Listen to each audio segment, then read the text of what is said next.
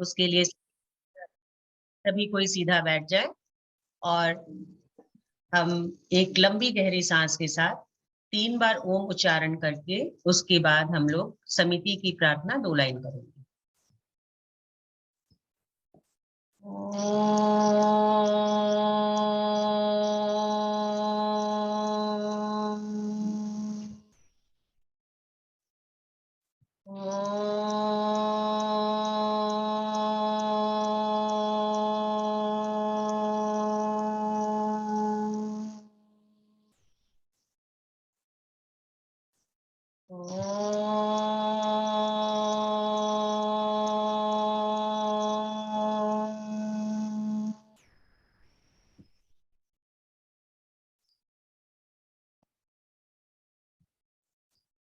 हमको मन की शक्ति देना, मन विजय करे,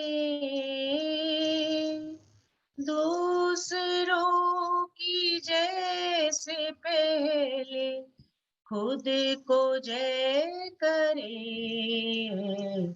हमको मन की शक्ति देना। जय हिंद। आज के इस कार्यक्रम में उपस्थित हमारी राष्ट्रीय पर्यावरण प्रमुख अनीता जी और हमारे राष्ट्र से पधारे हुए सभी बहनें और प्रांत से बहनी हमारी पदाधिकारीगण एवं शाखा अध्यक्ष बहन के साथ में हमारी आज की जो मुख्य अतिथि मुख्य स्पीकर है दीपिका जलान, आप सबका आज के कार्यक्रम में मैं बहुत बहुत स्वागत करती हूँ। आज का ये जो टॉपिक चुना है कृति जी ने, बहुत ही सुंदर टॉपिक है बायो एंजाइम पर। बायो एंजाइम का अभी हमें बहुत कुछ पता नहीं है, हम केवल एक बायो एंजाइम वर्ड जानते हैं, पर इसके बारे में मैं पर्सनली भी बहुत कम जानती हूँ दीपिका जी। आज के इस कार्यक्रम को इसलिए मैं मिस नहीं करना चाहती क्योंकि मुझे भी पता करना है कि ये बायो एंजाइम से हम लोग क्या मल्टीटास्किंग कर सकते हैं, और मुझे पता चला है कि हम इसको कमर्शियली भी बहुत कुछ इसमें कर सकते हैं, तो इस बारे में भी हम जानना चाहेंगे। और कृति जी से मैं रिक्वेस्ट करूंगी कि कमर्शियली हम लोग इसको किस तरह से कर सकते हैं, उस चीज पे जरूर इसके बाद वर्कआउट करें, ताकि हम लोग बहनों को इस पे गांव में जो हम लोग जो गांव अडॉप्ट करते हैं या फिर हम लोग जो स्कूल अडॉप्ट करते हैं उसमें भी हम लोग बहनों से बहुत सारे इस तरह के काम करवा सके कि बायो एंजाइम पे हम लोग वर्क कर सकें। तो आप सबका बहुत बहुत स्वागत है और मैं ज्यादा टाइम नहीं वेस्ट करते हुए मैं कृति जी को बोलूंगी कि दीपिका जी का बायोडाटा, दीपिका जी का इंट्रोडक्शन करा के कार्यक्रम की शुरुआत करें, ताकि आज हम बायो एंजाइम के बारे में ज्यादा से ज्यादा सुन पाए। धन्यवाद आप सबका। बहुत बहुत धन्यवाद बबीता भाभी, आपने बहुत ही सुंदर शब्दों में ओम का उच्चारण किया, समिति की प्रार्थना की और सारे गेस्ट का वेलकम भी किया। बहुत बहुत धन्यवाद आपका। अब मैं आप लोगों का इंट्रोडक्शन करवाती हूँ। आज की हमारी स्पीकर श्रीमती दीपिका जालान जी, जो ये है state president of WICCI world women's Indian chamber of commerce and industry की बायो एंजाइम की स्टेट प्रेसिडेंट है। ये वेस्ट बंगाल के बायो एंजाइम काउंसिल की स्टेट प्रेसिडेंट है ये। इसके अलावा ये एक इन्वायरमेंटलिस्ट भी है और बायो एंजाइम के साथ पर तो ये वर्क कर ही रही है, साथ में ये इको फ्रेंडली भी चीजों के ऊपर बहुत सारे कार्य करती हैं। इनका बहुत सारे सेशन और वर्कशॉप इन्होंने किए हैं, माइक्रो गेम्स पे भी किए हैं, जीरो वेस्ट लाइफस्टाइल पे भी किया है इन्होंने, वेस्ट सेग्रेगेशन पे भी किया है। इसके अलावा इन्होंने बहुत सारे वेबिनार्स करवाए हैं और बहुत सारे लोगों को इस चीज में अवेयरनेस क्रिएट किया है। ये inner wheel club of Kolkata new generation की मेंबर भी हैं। इसके अलावा इन्होंने young India inner wheel club, PCG Nari Shakti, nature all zero waste group, Asansol Mahila Samiti इत्यादि के साथ भी इन्होंने अपने वेबिनार कंडक्ट किए हैं। आपका बहुत बहुत स्वागत है, अभिनंदन है, वंदन है दीपिका जी आज के हमारे इस वेबिनार में। अब आज का कार्यक्रम के बारे में आप ज्यादा ब्रीफली ज्यादा बढ़िया से बहनों को नॉलेज देंगी कि ये बायो एंजाइम क्या है। बायो एंजाइम के बारे में पहले आपसे हमने थोड़ा बहुत जाना था, लेकिन आपने इसके बारे में और ज्यादा डिटेल्स रिसर्च करके और भी बहुत सारी नई चीजें इसमें ऐड ऑन किए, तो उन सब के बारे में आज आप हमें बताइए और बहनों को इस चीज में अवेयरनेस कीजिए। आपका बहुत बहुत स्वागत है। धन्यवाद प्रीति जी। और धन्यवाद सभी को, सारी बहनों को, सभी ने जिन्होंने मुझे यहाँ दोबारा मौका दिया है, बुलाया है और इस टॉपिक को चूज किया है आज। पहले भी मैंने आसनसोल शाखा के लिए एक बार बायो एंजाइम का सेशन दिया था और सभी को बहुत पसंद भी आया था। सभी चाहती थी कि इसके दूसरे यूजेस जाने और कहाँ कहाँ किस तरह से इस्तेमाल हो सकते हैं, क्या बेनिफिट्स है। तो उसी के लिए हमने आज ये नेशनल लेवल और वेस्ट बंगाल स्टेट के लिए हमने ये आयोजित किया था। तो थैंक यू सभी को, बबीता जी, प्रीति जी एंड जो भी नेशनल हेड है, जितने भी हैं, सभी को मुझे यहाँ बुलाने के लिए। तो मेरा इंट्रोडक्शन तो प्रीति जी ने दे ही दिया है, तो बिना टाइम वेस्ट करे हम बायो एंजाइम के बारे में जानते हैं। सबसे पहले मैं अपना स्क्रीन शेयर करती हूँ।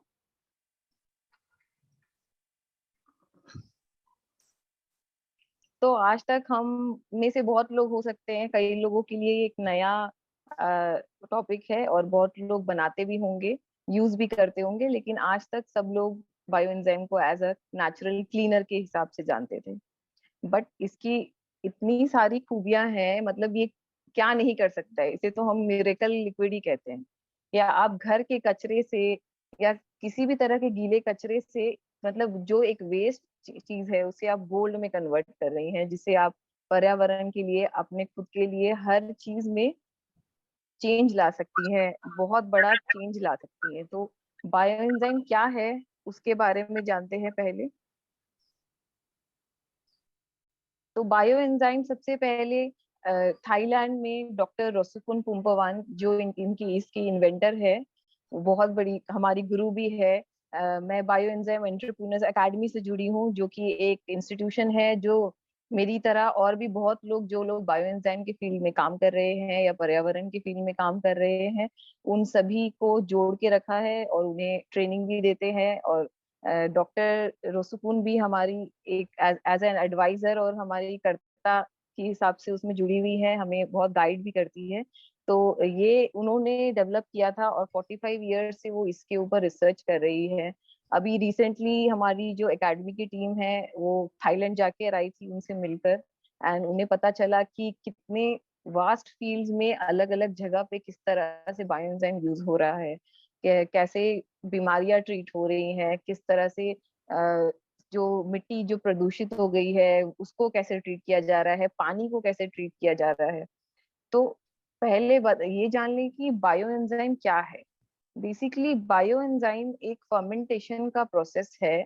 जब हम गीले कचरे को शुगर के साथ, यानी कि मीठी चीज के साथ जब मिक्स करते हैं और पानी में, तो ये तीनों चीज मिलकर जो माइक्रोब्स उस गीले कचरे में होते हैं, जैसे सपोज हम सिट्रस पील्स की बात करते हैं, जैसे नींबू का छिलका या जेली, जो भी फल सब्जियों के छिलके जो निकलते हैं, या फूलों के फूल जो रहते हैं हमारे चढ़ाने के बाद, उन सभी को जब हम शुगर के साथ कंबाइन करते हैं तो वो एक गलने का प्रोसेस होता है, जिसे फर्मेंटेशन बोलते हैं। उसी तरह से मतलब, और वो जो माइक्रोब्स है उस शुगर के साथ में रिएक्ट करके उसके अंदर वो एंजाइम्स पैदा करते हैं, जो बेसिकली सॉल्ट्स एंड प्रोटीन्स है, और जो एंड प्रोडक्ट है वो बायो एंजाइम बन जाता है, जो कि एक तरह से एक तरह का विनेगर बोल सकते हैं, बट वो एक डिफरेंट लेवल ऑफ विनेगर है। जो वो विनेगर जो हम खाते हैं वो वाला नहीं है, वो सिंथेटिक विनेगर। बट ये एज अ, अगर आप सिट्रस से बना रहे हैं तो क्लीनर के हिसाब से यूज होता है। डिपेंडिंग अपॉन दैट आप किस चीज के लिए यूज करना चाहते हैं, उसी हिसाब से उसे उसी तरह की चीजों से बनाया जाता है। लेकिन सबसे पहले जब इसका इन्वेंशन हुआ था, आविष्कार हुआ था, तो इसका असली नाम गार्बेज एंजाइम बोला जाता था। बायो एंजाइम डॉक्टर रोसुकुन ने इसको नाम दिया था।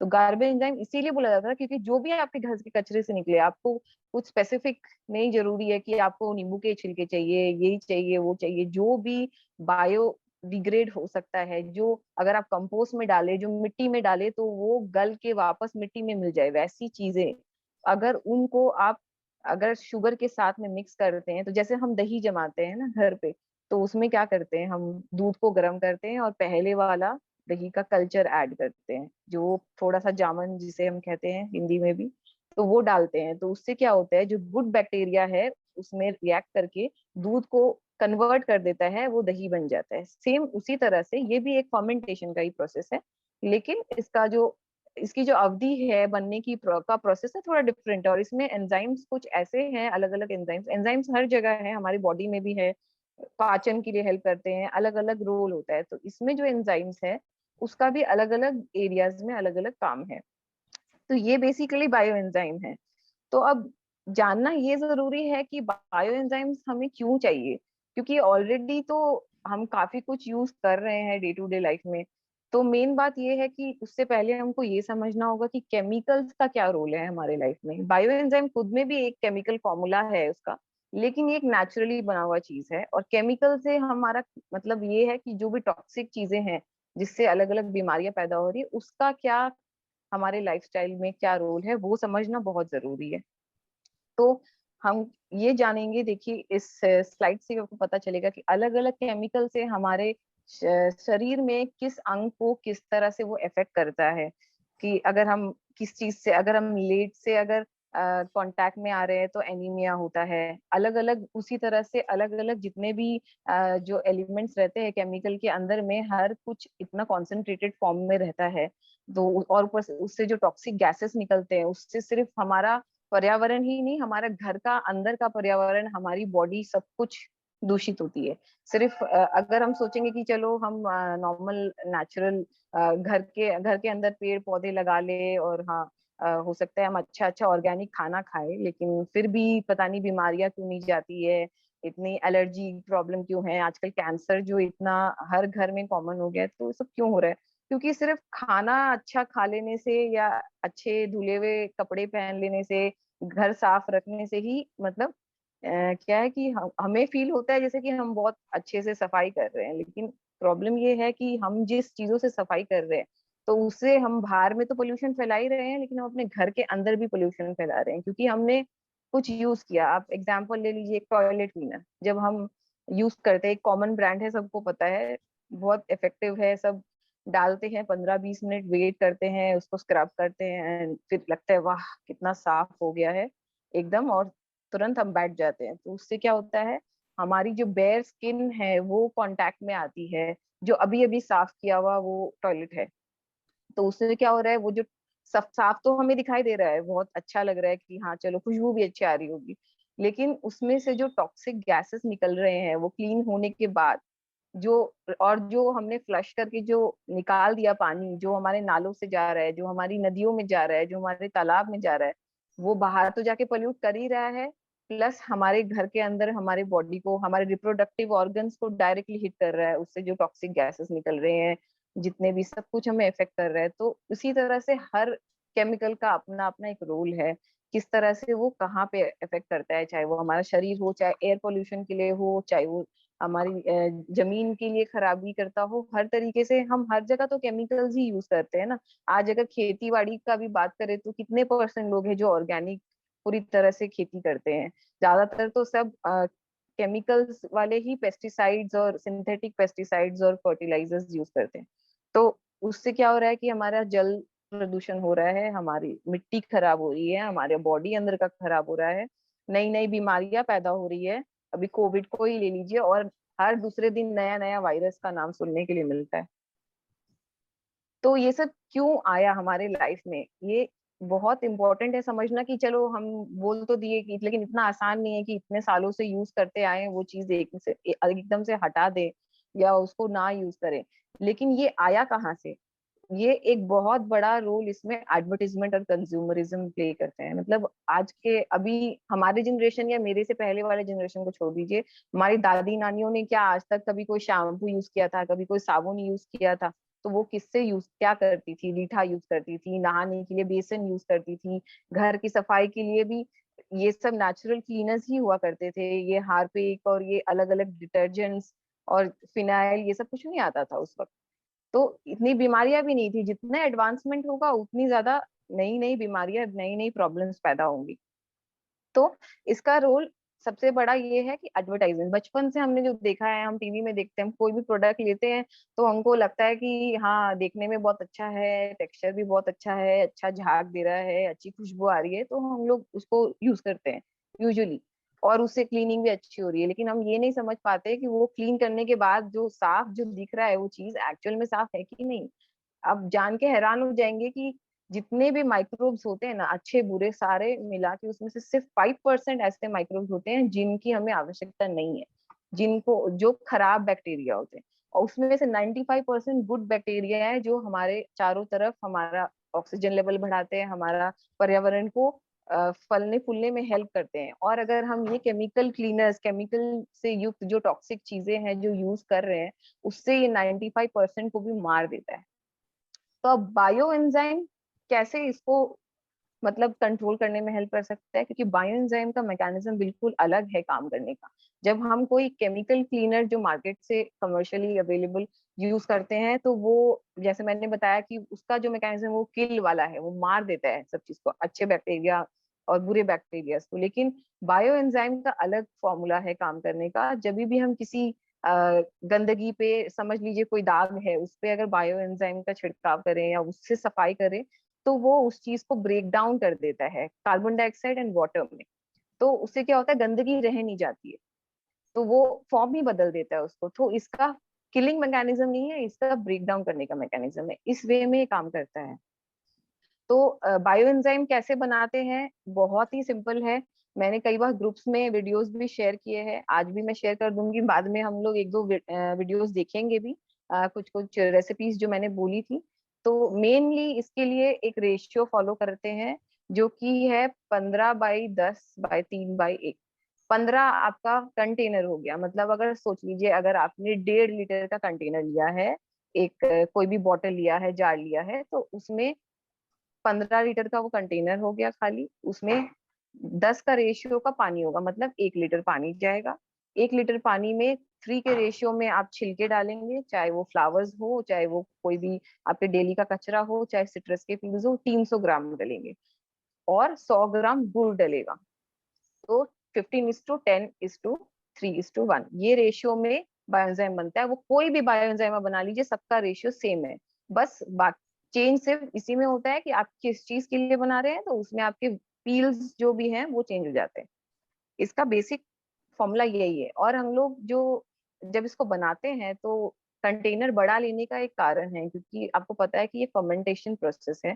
तो जब कोई भी चीज फर्मेंट होती है तो वो फॉर्म चेंज करती है। तो इनिशियली जब ये फर्मेंट होता है, स्टार्टिंग के 15-20 दिन, महीने भर, ये अल्कोहल में कन्वर्ट हो जाता है। जैसे वाइन बनाया जाता है सड़ा के, सेम उसी तरह से। तो वाइन भी जब बनता है तो शुरू शुरू में एकदम हाई पोटेंसी, बहुत उसमें झाग निकलते हैं, गैसेस निकलती हैं।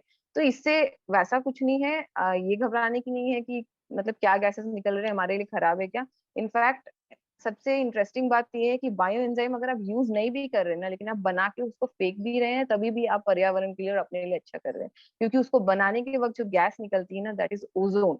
और ओजोन क्या चीज में हेल्प करता है, हमारा ग्लोबल वार्मिंग जो चारों तरफ फैल रहा है, क्यों फैल रहा है, क्योंकि हमारा ओजोन लेयर जो अर्थ को प्रोटेक्ट करता है चारों तरफ से, वो धीरे धीरे कम होते जा रहा है, डिप्लेट होते जा रहा है, due to pollution, due to different kinds of things, जो भी हम लोग अलग अलग, हमारे जो मनुष्य का जो अलग अलग किए हुए हमने जो कृत्य हैं, जिसकी वजह से पोल्यूशन फैल रहा है, चाहे वो केमिकल्स हो, एयर पोल्यूशन हो, चाहे फैक्ट्रीज के धुएं हो, हर तरीके से हम उसको डिप्लेट कर रहे हैं। तो ओजोन इसमें बनाते समय इसमें निकलता है। तो स्टार्टिंग के 15-20 दिन तक आपको इसको डेली गैस को रिलीज करना पड़ता है ढक्कन खोल के। मैं लास्ट में दिखाऊंगी आपको कैसे करना है अभी, क्योंकि पीपीटी शेयर हो रहा है तो आपको देखने में प्रॉब्लम आएगी। तो आगे बढ़ते हैं कि कैसे बनाया जाता है। रेशियो मैंने आपको बताया, अगर आप पहली बार बना रहे तो प्लीज नोट डाउन कर लीजिए, मैं फिर से बताती हूँ। आपका कंटेनर में एटलीस्ट 30 से 40% स्पेस ऊपर खाली रहना चाहिए, ताकि वो गैस उसमें जमा हो सके। तो इसलिए आप 15 के रेशियो में लीजिए। जैसे अगर 1.5 लीटर का जार है, उसमें 1 लीटर पानी लीजिए, 300 ग्राम आप अपने छिलके ले लीजिए और 100 ग्राम गुड़ ले लीजिए। तो 15:10:3:1 ये रेशियो है आपका। अब इसके क्या क्या यूजेस हैं, मैं ब्रीफ में बता देती हूँ। मेनली अभी तक सब यही सब क्लीनिंग के लिए ज्यादातर सब लोग यूज करते थे, लेकिन आप इसको अपने पर्सनल केयर के लिए यूज कर सकते हैं, as a shampoo, as a bath के लिए अपने नहाने के पानी में यूज कर सकते हैं, बॉडी वॉश की तरह यूज कर सकते हैं, टॉयलेट क्लीनिंग के लिए यूज कर सकते हैं, अपना घर, अपने कार वॉश से लेके अपने हेयर वॉश तक, हर एक चीज में जहां आपको सफाई की जरूरत है, जहां आप मार्केट से क्लीनर्स लाते हैं किसी भी तरह के, हर चीज में ये काम करता है। इनफैक्ट पेस्टिसाइड की तरह, फर्टिलाइजर की तरह, एयर प्यूरिफायर की तरह बहुत सारी मल्टीपल यूजेस हैं। तो अब इसके इसके एडवांटेजेस तो हम अभी तक तो इतना तो समझ में आ ही गया है कि क्यों ये हम लोग को स्विच करना चाहिए, वो सब क्लीनर्स और उसको छोड़ के क्यों हमें बायोएंजाइम बना के यूज करना चाहिए। लेकिन और भी कुछ ऐसी खूबियां हैं जो जानना बहुत जरूरी है। सबसे पहला वाटर रियूजिबिलिटी, मतलब अभी पानी की कमी तो मतलब सभी की जगह में कॉमन हो गई है। ज्यादातर लोग तो हम यहाँ पे खुद ही खरीद के टैंकर से पानी लेते हैं। तो अंडरग्राउंड वाटर, चेन्नई सिटी में अंडरग्राउंड वाटर डिक्लेयर हो गया कि खत्म हो गया है। कितने किलोमीटर, कितने मीटर्स नीचे तक पानी है ही नहीं।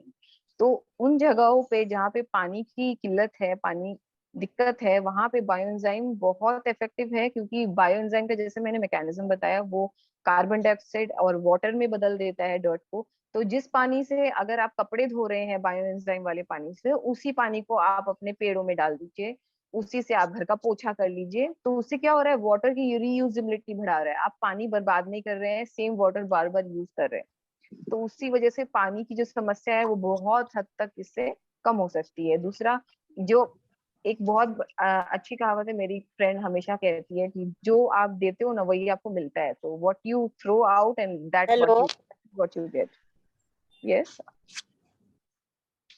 किसी को कुछ पूछना है था क्या? प्लीज मैं कोई भी कंटिन्यू। इंटरप्ट ना करे बीच में। तो दीपिका जी कंटिन्यू कीजिए। Okay, thank you. तो फिर नेक्स्ट ये है कि हमने जाना कि वाटर को कैसे रियूजेबिलिटी बढ़ा रहा है। दूसरा ये कि ये डैमेज नहीं कर रहा है एनवायरनमेंट को, वो तो हमने समझ ही लिया है। एक तो इससे हार्मफुल गैसेस नहीं निकल रहे हैं टॉक्सिक, तो कोई बीमारियां पैदा नहीं होंगी। दूसरा ये है कि जैसे मैंने बोला, जो हम बाहर फेंक रहे हैं, हम तो को तो लगता है हम घर पे साफ कर लिए तो सब कचरा बाहर फेंक दिए, मेरा घर तो साफ हो गया तो सब साफ हो गया, मुझे क्या पर्यावरण की पड़ी है। मुझे तो मौज करना है, कुछ दिन के लिए आए हैं, खाओ पियो ऐश करो, है ना। लेकिन ऐसा नहीं हो सकता है ना, क्योंकि जो भी कहीं पे हो रहा है ना, सब कुछ इंटरकनेक्टेड होता है। अगर आप सोच रहे होगे कि अभी आपका एक्शन से आपको फर्क नहीं पड़ेगा, लेकिन कहीं ना कहीं आने वाली आपकी पीढ़ियों को तो जरूर पड़ेगा। जो ये इतने सारे जो बीमारियां और अलग अलग तरीके से सब कुछ हमें वापस मिलता है ना, तो आप सोचिए, आप अगर घर पे केमिकल्स आपके नालियों से बाहर जा रहा है, वो आपके नालों को प्रदूषित कर रहा है, वही नाले आपकी नदियों में जाती हैं, नदियां से सागर में जाती है, वो पानी फिर आपके घर में वापस आता है। जो नॉनवेज है वो मछलियां खाते हैं, उसके थ्रू उनके पेट में जाता है। तो सोचिए आप अपना घर का कचरा कहाँ डाल रहे हैं, और वही केमिकल्स आपके पेट में जा रहा है ना। तो so you get what you throw, वही बात है। तो इसीलिए अगर आप वैसा चीज नहीं दोगे बाहर, जो तो आपको बाहर जो नहीं फेंकोगे, तो आपको अच्छी चीज डालोगे तो आपको अच्छी चीज मिलेगी वापस, है ना। एंड स्किन के लिए डैमेजिंग नहीं है ऑब्वियसली, क्योंकि ये नेचुरल चीज है। तो इससे नेचुरल चीजों के भी अलग अलग किसी किसी को एलर्जीज हो सकती है डेफिनेटली। तो आप कभी भी अगर कोई स्किन के लिए यूज करे तो उसको पहले टेस्ट कर ले, थोड़ा सा पैच टेस्ट कर ले। लेकिन स्किन के लिए भी बहुत बेनिफिशियल है, स्पेशली जिन लोग की सेंसिटिव स्किन है, और या फिर कोई आए दिन रैशेस होते रहते हैं। मैंने देखा है मेरी डॉटर के लिए, मैंने देखा है मेरी बेटी को हर दूसरे दिन एलर्जीज रैशेस। तो किस लिए, सिर्फ इसलिए नहीं कि हम कुछ केमिकल के क्रीम्स वगैरह लगा रहे हैं या साबुन शैम्पू लगा रहे हैं, इसलिए भी नहीं। हमारे कपड़ों से भी तो एलर्जी होती है हमें। हम जो लिक्विड लॉन्ड्री डिटर्जेंट यूज कर रहे हैं, वॉशिंग मशीन में हाथ से धो रहे हैं, हमको क्या लगता है हम उसको साफ कर लिए तो वो बहुत साफ हो गया, लेकिन जितने भी डिटर्जेंट्स होते हैं ना, वो फैब्रिक एक्सपैंडर होते हैं। वो उसके जो रेशे होते हैं उसको एक्सपैंड करके जाके उसके अंदर डिपोजिट हो जाता है। तो गंदगी तो निकल जाती है, लेकिन वो खुद चिपक जाता है कपड़ों से। तो वो क्या होगा, फिर हम उसको पहन लेते हैं।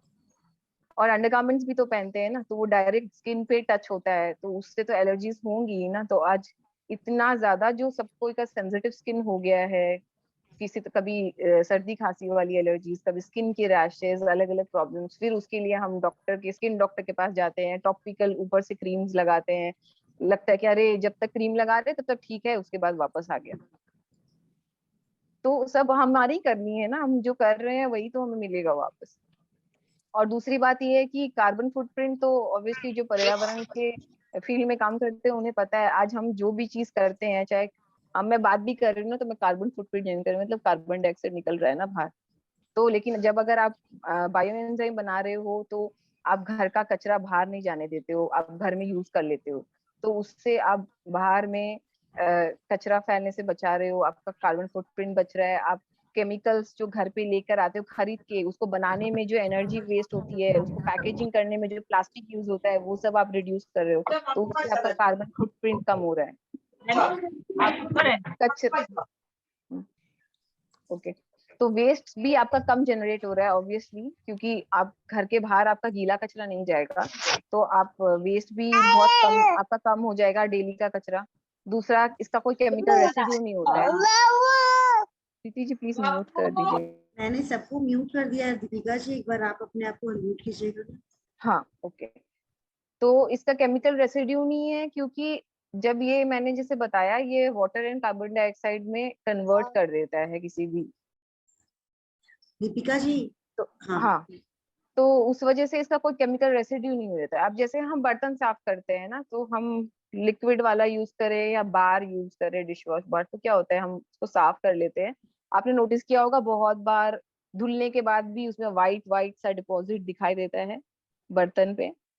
तो हमें लगता होगा कि वो साबुन शायद ठीक से साफ नहीं हो, लेकिन वो उसका रेसिड्यू है जो उस केमिकल प्रोडक्ट ने छोड़ा है, सफेद सफेद।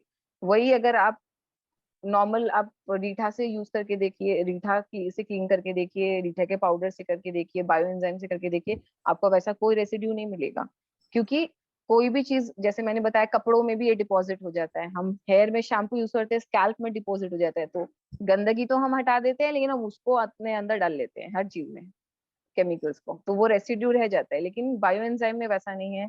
फिर इससे बहुत सारा रिसर्च भी हुआ है हमको, और भी बहुत जगह से, अलग अलग जगह से डेली सब अपना रिसर्च भेजते रहते हैं कि सॉइल की क्वालिटी इंप्रूव हो रही है। डेफिनेटली सबसे पहला पॉइंट तो ये है कि अगर आप अपने नदियों तालाबों को गंदा नहीं करेंगे तो ऑब्वियसली आपकी मिट्टी भी खराब नहीं होगी।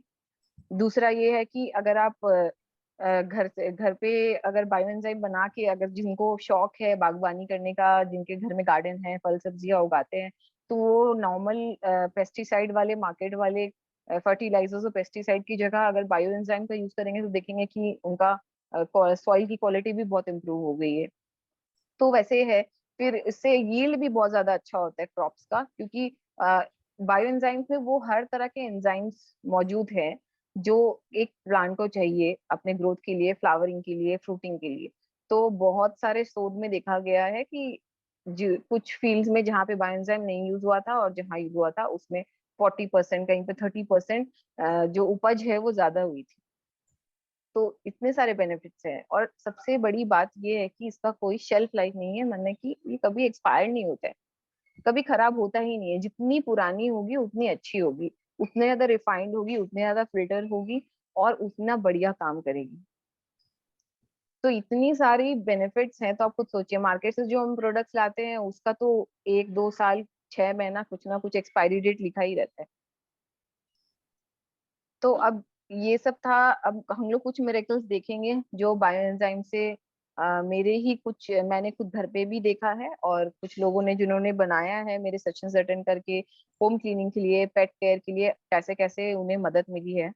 आप देख सकते हैं चांदी और ब्रास, तांबा, सॉरी, तांबा और पीतल के बर्तनों को, अभी जैसे मैंने अपने उसमें पोस्ट में भी डाला था, अभी दिवाली का समय आ रहा है, जन्माष्टमी आके गई है, तो उसमें हम मंदिर की सफाई वगैरह करते हैं, तो उसमें हम या तो मार्केट से लाए हुए वो जो चांदी को चमकाने वाले केमिकल्स यूज करते हैं, पाउडर वाला भी आता है, लिक्विड भी आता है, उसकी जगह आप बायो एंजाइम यूज करके देखिए, आप देखेंगे फर्क कितना है। क्लीनिंग भी बहुत लोग ब्लीच से क्लीनिंग करवाते हैं, या फिर कोई और केमिकल क्लीनर यूज करते हैं, टॉयलेट के लिए भी यूज कर सकते हैं। तो आप देख सकते हैं कि इतना माइल्ड है ये इन्वायरमेंट के लिए, फिर भी कितनी अच्छी क्लीनिंग है, कितने अच्छे रिजल्ट्स मिलते हैं। यहाँ तक कि बीज के जर्मिनेशन पे भी मैंने देखा था, क्योंकि मैं रीठा बहुत यूज करती हूँ। वो कोई अच्छे वाले बीज मैंने खेती से मतलब नहीं लिया था, नॉर्मल जो मार्केट से लाए हुए रीठा के बीज है, उसी को मैंने एक्सपेरिमेंट के लिए उसको बायो एंजाइम के सोल्यूशन में डाल के 7-8 दिन रखा था, फिर मिट्टी में डाला था, मुझे 90% रिजल्ट मिला। मतलब 10 में से 9 बीज ऐसे थे जो अच्छी से अंकुरित भी हो गए, उसमें से 5-6 अभी तक सरवाइव कर रहे हैं, अच्छे अच्छे बड़े बड़े, अब उसको पौधा बन चुका है। तो आप सोच सकते हैं कि वो खेती के फील्ड में भी कितना इसका अच्छा योगदान हो सकता है। और फिर हेयर फॉल कंट्रोल के लिए तो उसकी तो रेसिपी आज हम लोग देखेंगे भी। ये एक किसी ने शेयर किया था हमसे ही, तो जिनके सामने से एलोपेशिया का प्रॉब्लम था, डॉक्टर ने बताया था, तो उनके हेयर फॉल बहुत हो रहे थे, तो किस तरह से उनका वापस ग्रोथ स्टार्ट हो गई थी, बेबी हेयर्स निकलने लगे थे, एंड अभी उनका ये प्रॉब्लम ठीक भी हो गया है। Like she is using since 8 months और समथिंग अपने हस्बैंड के लिए। तो वैसा ही है। अब आज हम लोग 3 रेसिपी सीखेंगे एंड यूसेज देखेंगे कि कैसे बायो एंजाइम यूज कर सकते हैं। मैंने बता दिया कि कैसे बनाना है। अब मैं हेयर केयर का एक वीडियो दिखाऊंगी कि हेयर केयर के लिए हम लोग जो बायो एंजाइम बनाएंगे उसमें क्या क्या यूज कर सकते हैं। और पेस्ट रिपेलेंट कैसे बन सकता है। और कंपोस्ट जो लोग बनाते हैं उसमें भी जैसे बहुत लोग मार्केट से लाया हुआ एक्टिवेटर पाउडर डालते हैं जिससे कि जल्दी कंपोस्ट बन जाती है, या फिर छाछ डालते हैं, कुछ लोग गोबर की खाद डालते हैं, तो उसकी जगह आप बायो एंजाइम यूज कर सकते हैं, उसका पल्प भी यूज कर सकते हैं, उसका लिक्विड भी, ताकि उससे बहुत जल्दी जो कंपोस्ट है वो जल्दी तैयार हो जाता है। जैसे अगर 45 डेज लग रहा है तो आपका ऑलमोस्ट 10% एक्सक्रीट हो जाएगा, वो जल्दी बन जाएगा। तो ये मैं स्लाइड को एक बार स्टॉप करती हूँ और आपको वीडियो शेयर करती हूँ।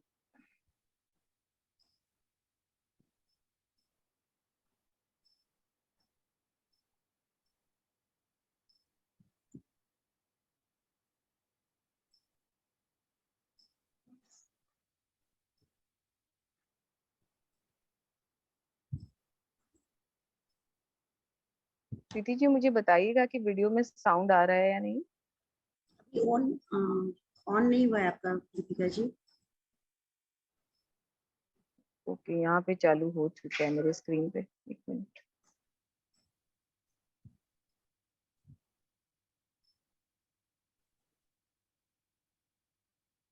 यहाँ पर तो चालू हो गया, मैं फिर से ट्राई करती हूँ।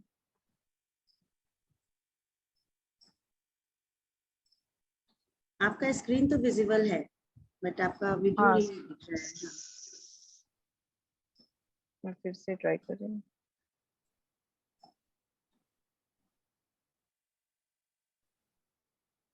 अभी भी नहीं आया है ना? नहीं नहीं आया। अच्छा, मैं दूसरे स्क्रीन से शेयर करने या आपका सेकंड नंबर भी मैंने कर दिया है, को होस्ट आपको बना दिया है।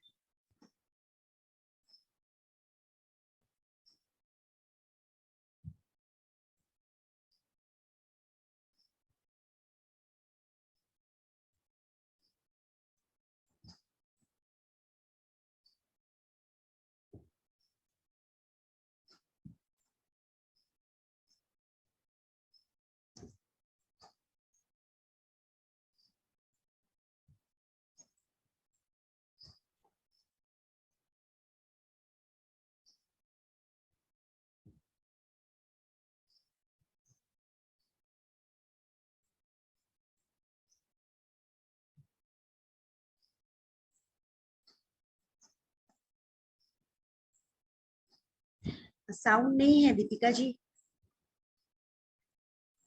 दीपिका जी साउंड नहीं है इसमें।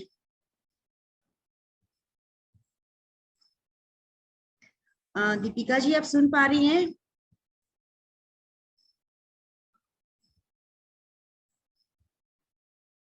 दीपिका जी।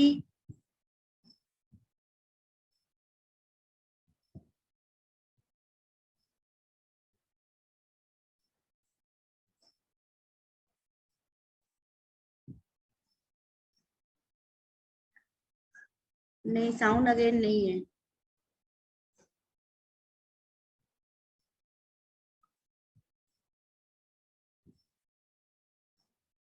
वीडियो में साउंड नहीं आ रहा था आपको? नहीं नहीं, बिल्कुल भी नहीं आ रहा था। अच्छा, तो मैं वीडियो के आप साथ ऐसा साथ। कीजिए ना दीपिका जी, आप स्क्रीन शेयरिंग कर दीजिए और साइड से आप उसका बता दीजिए सारा डिटेल्स। हाँ ठीक है।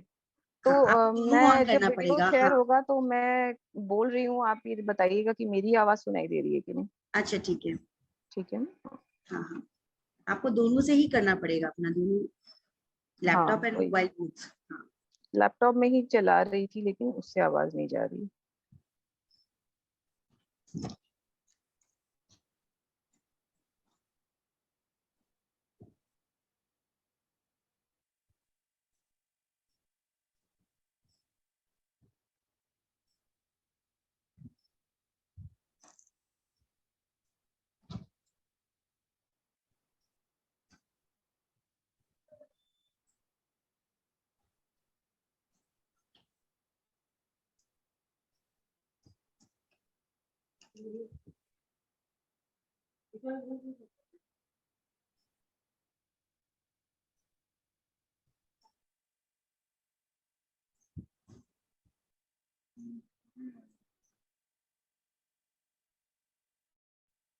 आज हम सीखेंगे कि बायो एंजाइम से हाँ कैसे अब आ अपने गया बालों दीपिका जी, की साउंड और आ रहा अपने है अब। स्कैल्प की देखभाल कर सकते हैं नेचुरली। सबसे पहले हम लेंगे एलोवेरा के पीसेस जो कि हमने धो के काट लिए हैं।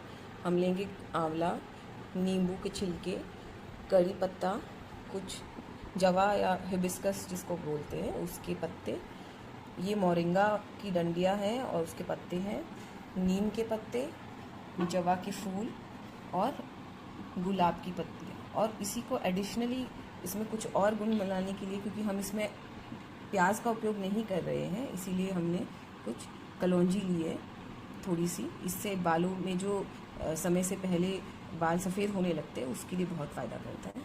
और 1 टेबलस्पून लेंगे मेथी।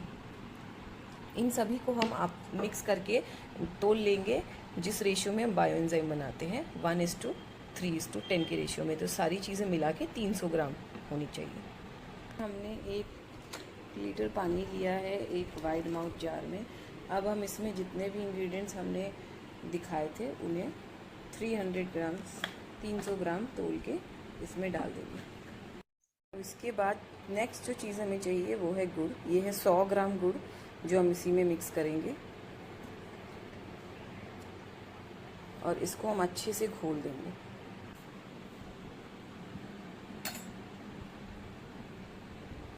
देखिए हमने वो 300 ग्राम सारी चीज़ मिक्स करके इस जार में डाल दिए पानी के साथ। इस तरह से सभी चीज़ों को मिक्स करने के बाद हम जार पे एक डेट का लेबल लगाएंगे जिस डेट पे आपने बनाया है।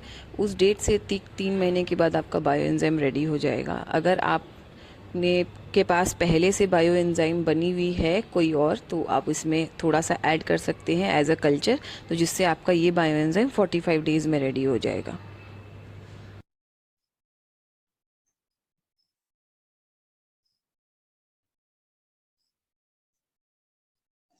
तो मैंने लास्ट में वीडियो में फिर से ग्रुप में भी शेयर कर दूंगी, इसका यूज कैसे है वो भी मैंने शेयर कर दिया था वीडियो में ही, आपने देखा होगा। इसको आप 2-3 तरीके से यूज कर सकते हैं। जब आपका ये रेडी हो जाएगा, सबसे बेस्ट तरीका ये है कि आप पहले छान लीजिए इसको, और छानने के बाद में आप जो इसका जो पल्प है, जितना भी चीज आपने डाला है वो काफी गल जाएगा।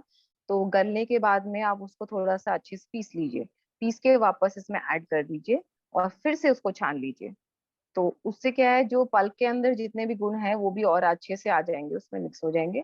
फिर इसको आप या तो अगर आपको हेयर फॉल वाली प्रॉब्लम है या डैंड्रफ की प्रॉब्लम है तो आप इसको डाइल्यूट करके यूज करिए। और बायो एंजाइम की सबसे अच्छी खासियत ये है, आप जितना कम लेंगे उतना ही बेटर काम करता है वो, जितना डाइल्यूटेड होता है, क्योंकि वो कंसंट्रेटेड फॉर्म में जो है उसका वो पीएच होता है कि वो न्यूट्रल रहता है। तो जब उसको हम पानी में डालते हैं तो वो एक्टिवेट हो जाता है।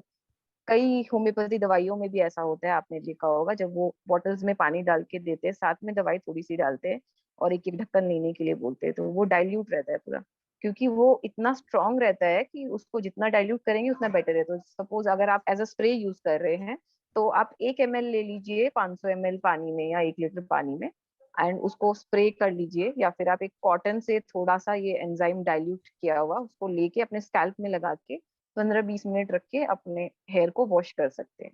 या फिर अगर आपको सेम इसी को अगर शैम्पू में कन्वर्ट करना है, तो जब ये बन के तैयार हो जाता है, इसमें हम 8-10 रीठा और थोड़ी सी शिकाकाई मिक्स करके रख दीजिए 1 हफ्ता के लिए, और उसको रोज हिलाइएगा, ताकि वो जो रीठे के अंदर के जितने भी सैपोनिन्स हैं जिसकी वजह से झाग आती है वो इसमें अच्छे से मिक्स हो जाएगा।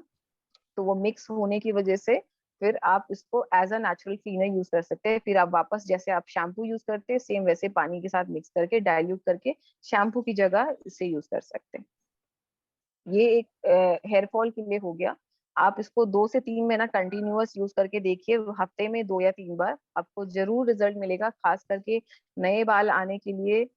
और अ, जिनको डैंड्रफ की प्रॉब्लम है उसी के लिए हमने इसमें नीम ऐड किया है। और अगर इसमें से कोई एक आध इंग्रेडिएंट आपको नहीं भी मिलते हैं तो ऐसे कुछ जरूरी नहीं है कि आपको सभी कुछ चाहिए। ये ऐसी ऐसी चीजें हमने यूज की हैं जो ज्यादातर बालों के लिए, हमारे त्वचा के लिए अच्छी है।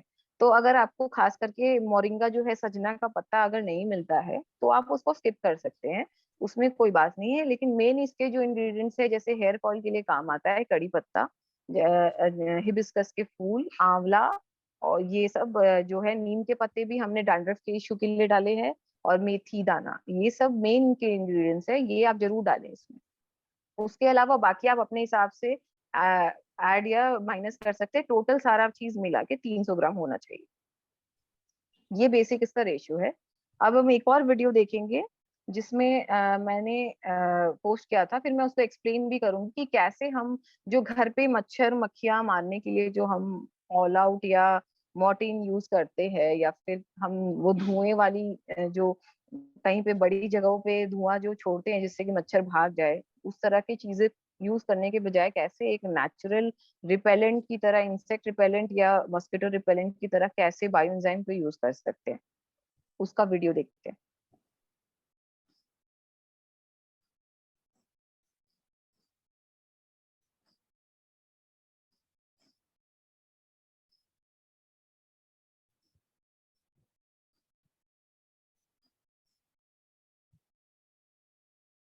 इस वीडियो में कोई साउंड नहीं है, मैं एक्सप्लेन कर देती हूँ। साउंड इसमें प्रॉपर नहीं है।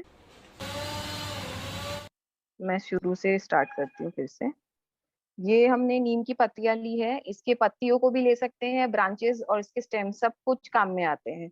सबको अच्छे से धो के आप बॉईल कर लीजिए 10-15 मिनट, छान के वैसा पानी बना लीजिए। उसमें बायो एंजाइम मिक्स होगा, नीम का तेल मिक्स होगा, कपूर मिक्स होगा, और एसेंशियल ऑयल्स आप अपने हिसाब से 2-3 डाल सकते हैं, मैं बता दूंगी। फिर उसको डाइल्यूट करके पानी में इस तरह से स्प्रे होता है। ये यूज करने का तरीका है। अब मैं प्रॉपर किस तरह से किस रेशियो में क्या लेना है वो मैं बता देती हूँ। या आप देख सकते हैं, ये हमारे कंपाउंड में मच्छर की बहुत प्रॉब्लम है, तो इस तरह से हमने इससे स्प्रे करवाया था, जिससे बहुत बेनिफिट है। तो अगर आपके का कोई बड़ा कंपाउंड या एरिया है तो हफ्ते में 2-3 बार आप इसको यूज कर सकते हैं। उससे आपको धीरे धीरे, एक बार में मैं नहीं कहूंगी कि आपको तुरंत रिजल्ट दिखेगा, लेकिन हाँ जरूर धीरे धीरे मच्छर भी कम होंगे और चारों तरफ ऑक्सीजन भी बढ़ेगा, ऑक्सीजन का सप्लाई, तो इसीलिए बहुत बेनिफिशियल है। और कोई हार्मफुल गैसेस नहीं निकलेंगे। तो जो आप केमिकल वाले जो भी इंसेक्ट रिपेलेंट्स यूज कर रहे हैं उससे जो गैस निकलती है, गंध आती है, वैसा भी कोई प्रॉब्लम नहीं होगा इससे। ये एज अ रूम फ्रेशनर भी काम करेगा। तो ये मैं स्टॉप करती हूँ। अब मैं बता देती हूँ, आप अंदाजा से नीम का पानी बनाना कोई कंपल्शन नहीं है। अगर आपके पास नीम का बायो एंजाइम है तो आप नीम का बायो एंजाइम भी यूज कर सकते हैं, नहीं तो एडिशनली और बेनिफिट के लिए मैंने नीम का पानी बनाया था। पत्तों को उबाल कर छान लिया था, पीस भी लिया था ताकि उसका पल्प भी थोड़ा उसमें आ जाए। फिर जैसे 300-400 ग्राम पत्ते थे, उसको मैंने 1 लीटर पानी में उबाल लिया। फिर 10-15 मिनट उबालने के बाद जो पानी आधा हो गया, उसके बाद हमने उसको छाना, और उसी के अंदर में आप कपूर, मैंने जैसे बताया, दो कपूर को दो तरीके से यूज कर सकते हैं। या तो आप जब पानी बॉईल हो रहा है तभी ऐड कर दीजिए 4-5 कपूर के टुकड़े, जो जो हम पूजा में यूज करते हैं। और अगर आपको प्योर कपूर मिल जाता है, भीमसेनी कपूर, तो वो और भी बढ़िया है, वो यूज कर लीजिए। तो आप उसको दो तरीके से मिक्स कर सकते हैं। या तो आप पानी में साथ में बॉईल कर लीजिए, क्योंकि वो डायरेक्ट पानी में घुलता नहीं है, क्योंकि वो वाटर सोल्यूबल नहीं होता है। और या तो फिर आप उसको पीस लीजिए, थोड़ा पाउडर बना लीजिए, और रॉक सॉल्ट जो होता है, सिंधा नमक, उसके साथ मिक्स कर लीजिए। और उसके साथ में एसेंशियल ऑयल्स 2-4 ड्रॉप आप ऐड करिए। एसेंशियल ऑयल ज्यादातर जो मॉस्किटो रिपेलेंट में या पेस्ट रिपेलेंट में काम आते हैं वो है ज्यादातर पेपरमिंट का, या फिर सिट्रोनेला, लेमन ग्रास, इस तरह के कोई भी आपके पास अगर है एसेंशियल ऑयल। और वो नहीं भी है तो आप प्लेन नीम ऑयल यूज करिए, कुछ मतलब 1 ml से 2 ml आप डाल सकते हैं, 5-6-7 ड्रॉप्स, उतना काफी है। उसके बाद में आप ये सब चीज को मिक्स कर लीजिए अच्छे से। और ये जो आपका आधा लीटर वाला जो नीम का सोल्यूशन तैयार हुआ है सब कुछ डाल के, उसमें आप 1 ढक्कन बायो एंजाइम डाल दीजिए, कोई भी बायो एंजाइम डाल दीजिए। अगर नीम का है तो नीम डाल दीजिए, नहीं तो आप उसमें आप ये गेंदे के फूल के बायो एंजाइम डाल सकते हैं। नीम और सिट्रस वाला जो घर पे नॉर्मल बनाते हैं, या फिर कोई मिक्स बायो एंजाइम है किसी चीज का, कोई सा भी डाल दीजिए। वो सिर्फ 1 ढक्कन डालिए, और फिर इस चीज को आप 10 लीटर पानी से डाइल्यूट कर लीजिए, क्योंकि ये बहुत स्ट्रांग रहता है। तो 10 लीटर पानी में डाइल्यूट करने के बाद इसको आप हर कोनों में, हर जगह जहां जहां पे आपको लगता है कि गंदा है, मच्छर है, उस तरह के कोई प्रॉब्लम्स है, तो मस्किटो ब्रीडिंग जो हो रही है वो काफी, आपको 1-2 दिन के अंदर ही फर्क नजर आने लगेगा। तो इस तरह से आप एज अ मस्किटो रिपेलेंट इसको यूज कर सकते हैं। अब एक और चीज जो मैंने बताई थी, मैंने ऑलरेडी शेयर भी कर दिया है कि कंपोस्ट में कैसे यूज करना है इसको। तो जो लोग कंपोस्ट बनाते हैं, तो ये क्योंकि ऑलरेडी इसके अंदर जब हम कभी कंपोस्ट बनाते हैं तो बहुत लोग उसको फास्ट प्रोसेस करने के लिए, ज्यादातर जो इजीली अवेलेबल है, या तो गोबर की खाद डालते हैं या उसका घोला हुआ पानी या फिर छाछ, दही, खट्टी दही डालते हैं, तो उससे भी बेटर बायोएंजाइम काम करता है, क्योंकि एक खाद को बनाने में जो भी माइक्रोब्स की जरूरत होती है, जो एंजाइम, वो सारे एंजाइम्स माइक्रो बायो एंजाइम के अंदर है। तो आप जब ये बना लेते हैं ना, तो आप देखेंगे जैसे आपका ये तैयार हो गया, मेरा ये एक छाना हुआ है, और ये पल्प वाला एंजाइम है जो मैंने छान के लिक्विड अलग कर लिया है। ये लिक्विड अलग है, ये है क्लियर एंजाइम, इसको बोलते हैं क्लियर एंजाइम, जो आपका क्लियर ऊपर में नजर आएगा 3 महीने के बाद, या पहले का कल्चर ऐड करने से 45 डेज में रेडी होता है। ये क्लियर एंजाइम है, इसको आप क्लीनिंग के लिए यूज कर लीजिए अलग अलग चीज में। और जो पल्प वाला एंजाइम है उसको आप पीस के ऐसा पेस्ट बना लीजिए। ये आपके हैवी ड्यूटी क्लीनिंग में भी काम आएगा। कोई भी ऑयल ग्रीस वाली चीज है उसमें आप डायरेक्ट अप्लाई कर सकते हैं, डाइल्यूट करने की जरूरत नहीं है। आपके अगर आपको अगर वाटर की स्केलिंग होके रखी है, दाग है, धब्बे हैं आपके बाथरूम में, अगर आयरन के मार्क्स है, वो भी बहुत हद तक इससे साफ हो जाते हैं। तो इसको आप लगा सकते हैं। और अगर आप कंपोस्ट में डालें तो आप पीस के भी डाल सकते हैं, या डायरेक्ट उसका पल्प आप कंपोस्टर में डाल दीजिए, फिर उसके ऊपर से आप सूखे पत्तों से कवर कर दीजिए, जल्दी कंपोस्ट तैयार हो जाता है। तो ये बार बार ऐड करने की जरूरत नहीं है। अगर आपका कंपोस्ट बिन, आप सपोज 10 लीटर वाला कंपोस्ट बिन है या 50 लीटर का है, तो महीने भर में अगर फुल होता है तो 1 या 2 बार ऐड करना बहुत है। थोड़ा सा आप ले लीजिए और ऐड कर दीजिए। और ये वाला एक बायोएंजाइम मैं दिखाती हूँ जो मेरा रेडी होने वाला है, अभी रेडी हुआ नहीं है। एक सेकेंड, ये दिख रहा है ना? तो ये मैंने अभी छाना नहीं है।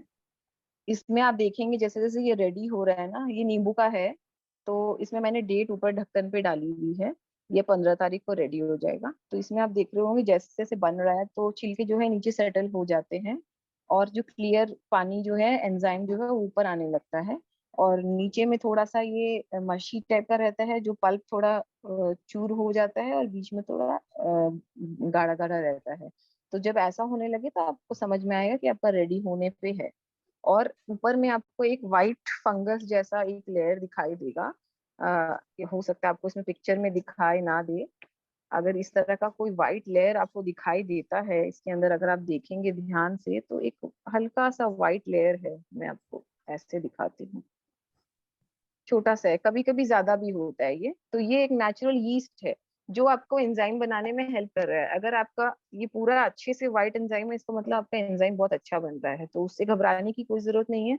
आपका, आप ये मत समझिएगा कि अरे क्या हुआ, इसमें फंगस लग गया, क्या खराब हो गया, ऐसा कुछ है नहीं। ये एक नेचुरल यीस्ट है, तो ये खराब नहीं होगा। हाँ, अगर आपके ऊपर में आपको दिखे कि कभी ब्लैक कलर की या ग्रीन कलर की ऊपर में लेयर आने लगी है, तो इसका मतलब वो ऑक्सीडाइज हो गया, उसमें हवा चली गई है। तो उसके लिए यही है कि आप टॉप लेयर को हटा दीजिए, चेक करिए कि उसमें कोई कीड़े मकोड़े तो नहीं हो गए हैं। ज्यादातर वो ऐसा तभी होता है जब आप उसका गैस रिलीज करने के लिए ढक्कन को खोलते हैं स्टार्टिंग के 15 दिन में, तो आपको एक आवाज भी सुनाई देगी। मैं आपको दूसरे वाले बोतल में सुनाती हूँ, अगर आपको आई क्या आवाज।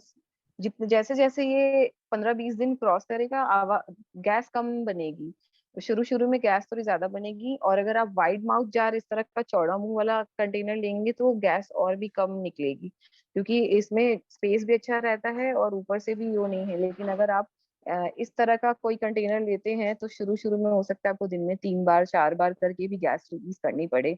और जरूर से कीजिएगा, उसको भूलिएगा मत, क्योंकि फिर कभी कभार ज्यादा गैस बन जाने से कुछ कुछ कंडीशंस में ये एक्सप्लोड होता है, निकल जाता है। कोई घबराने वाली बात नहीं है, लेकिन ये एक्सप्लोड हो सकता है। तो इसलिए ज्यादा बेटर है कि आप चौड़े मुंह वाले में बनाएं, या फिर इसको सामने रखें स्टार्टिंग के 15 दिन, ताकि आप इसको याद से इसकी गैस रिलीज करते रहें।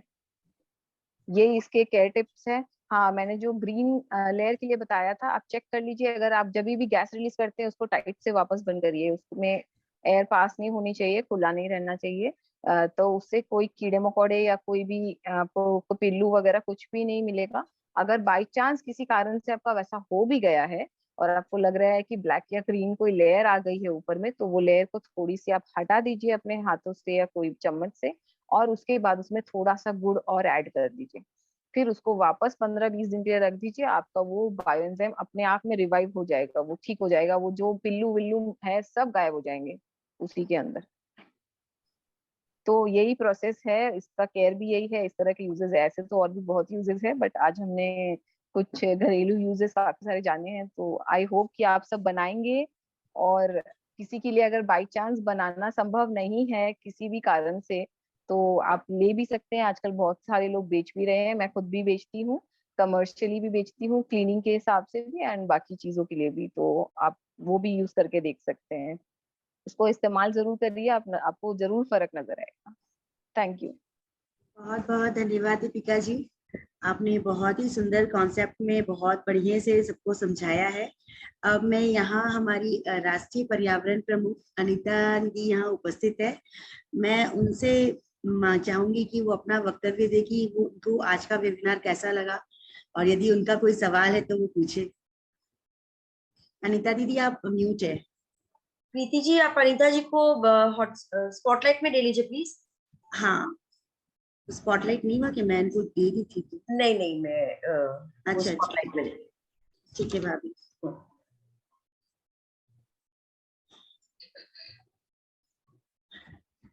आप अपने आप को अनम्यूट कर सकते हैं अनीता जी। आप को होस्ट है अनीता दीदी, नहीं हो रहा है? एक मिनट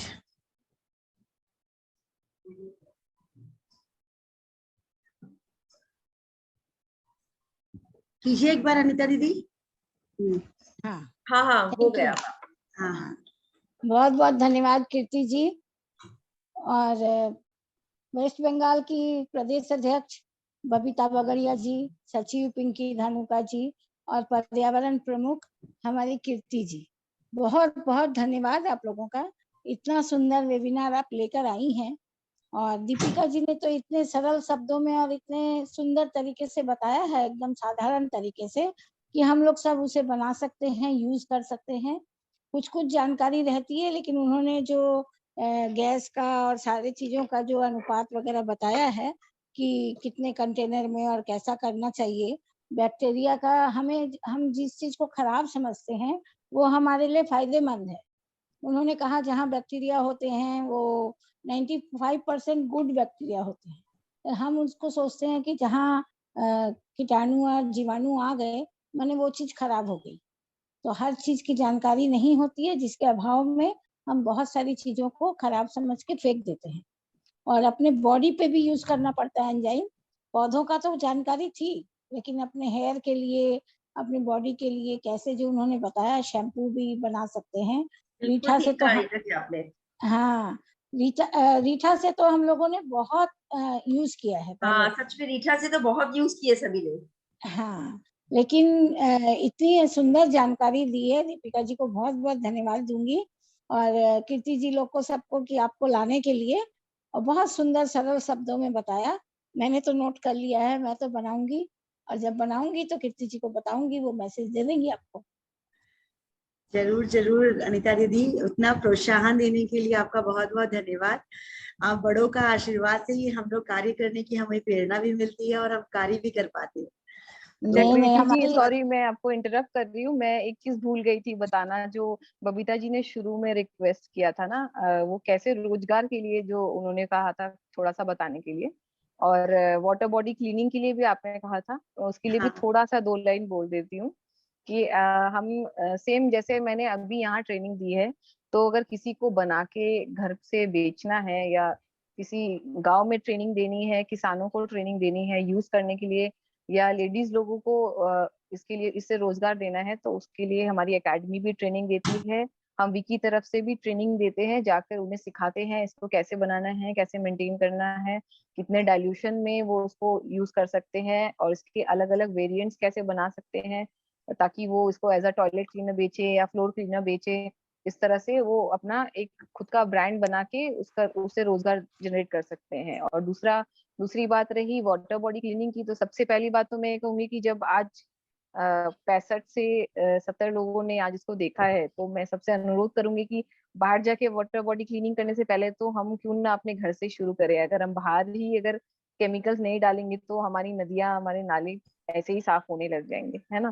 तो सही। पहले तो घर से शुरुआत करने की जरूरत है। और दूसरी बात ये है कि जो जहाँ पे ऑलरेडी पोल्यूशन बहुत ज्यादा है या खराब है, उसके लिए भी अगर आपको नॉर्मल ऐसे ही बायो एंजाइम डालना है जाके, तो आप पानी में वितरण कर सकते हैं इसका। लेकिन अगर आपको प्रॉपर प्रोसीड्योर भी करवाना है, अगर जैसे गवर्नमेंट के साथ मिलके, तो वो भी हम करवाते हैं अकेडमी के थ्रू। उससे आके हमारी टीम आती है, जांच करती है कि वहाँ पे कितने नाले हैं, कहाँ कहाँ से पोल्यूशन आ रहा है, अगल बगल में कितने घर हैं, कौन यूज करते हैं, सब कुछ देख के उसकी सफाई की जाती है। उसके बाद उसमें चाहे महीने में, 2 महीने में एक बार 2 बार बायो एंजाइम कितने क्वांटिटी में डालना है, पानी का क्या डेप्थ है, वो हम एक टीम ऑफ एक्सपर्ट्स आके जांच करके उसके बाद होता है। और पानी का भी हम लोग सैंपल लेते हैं, जिससे पहले भी टेस्टिंग होती है, बायो एंजाइम डालने से पहले और बायो एंजाइम के बाद भी। तो वैसे बहुत सारे इंडिया में अलग अलग लेवल्स में हो रहे हैं।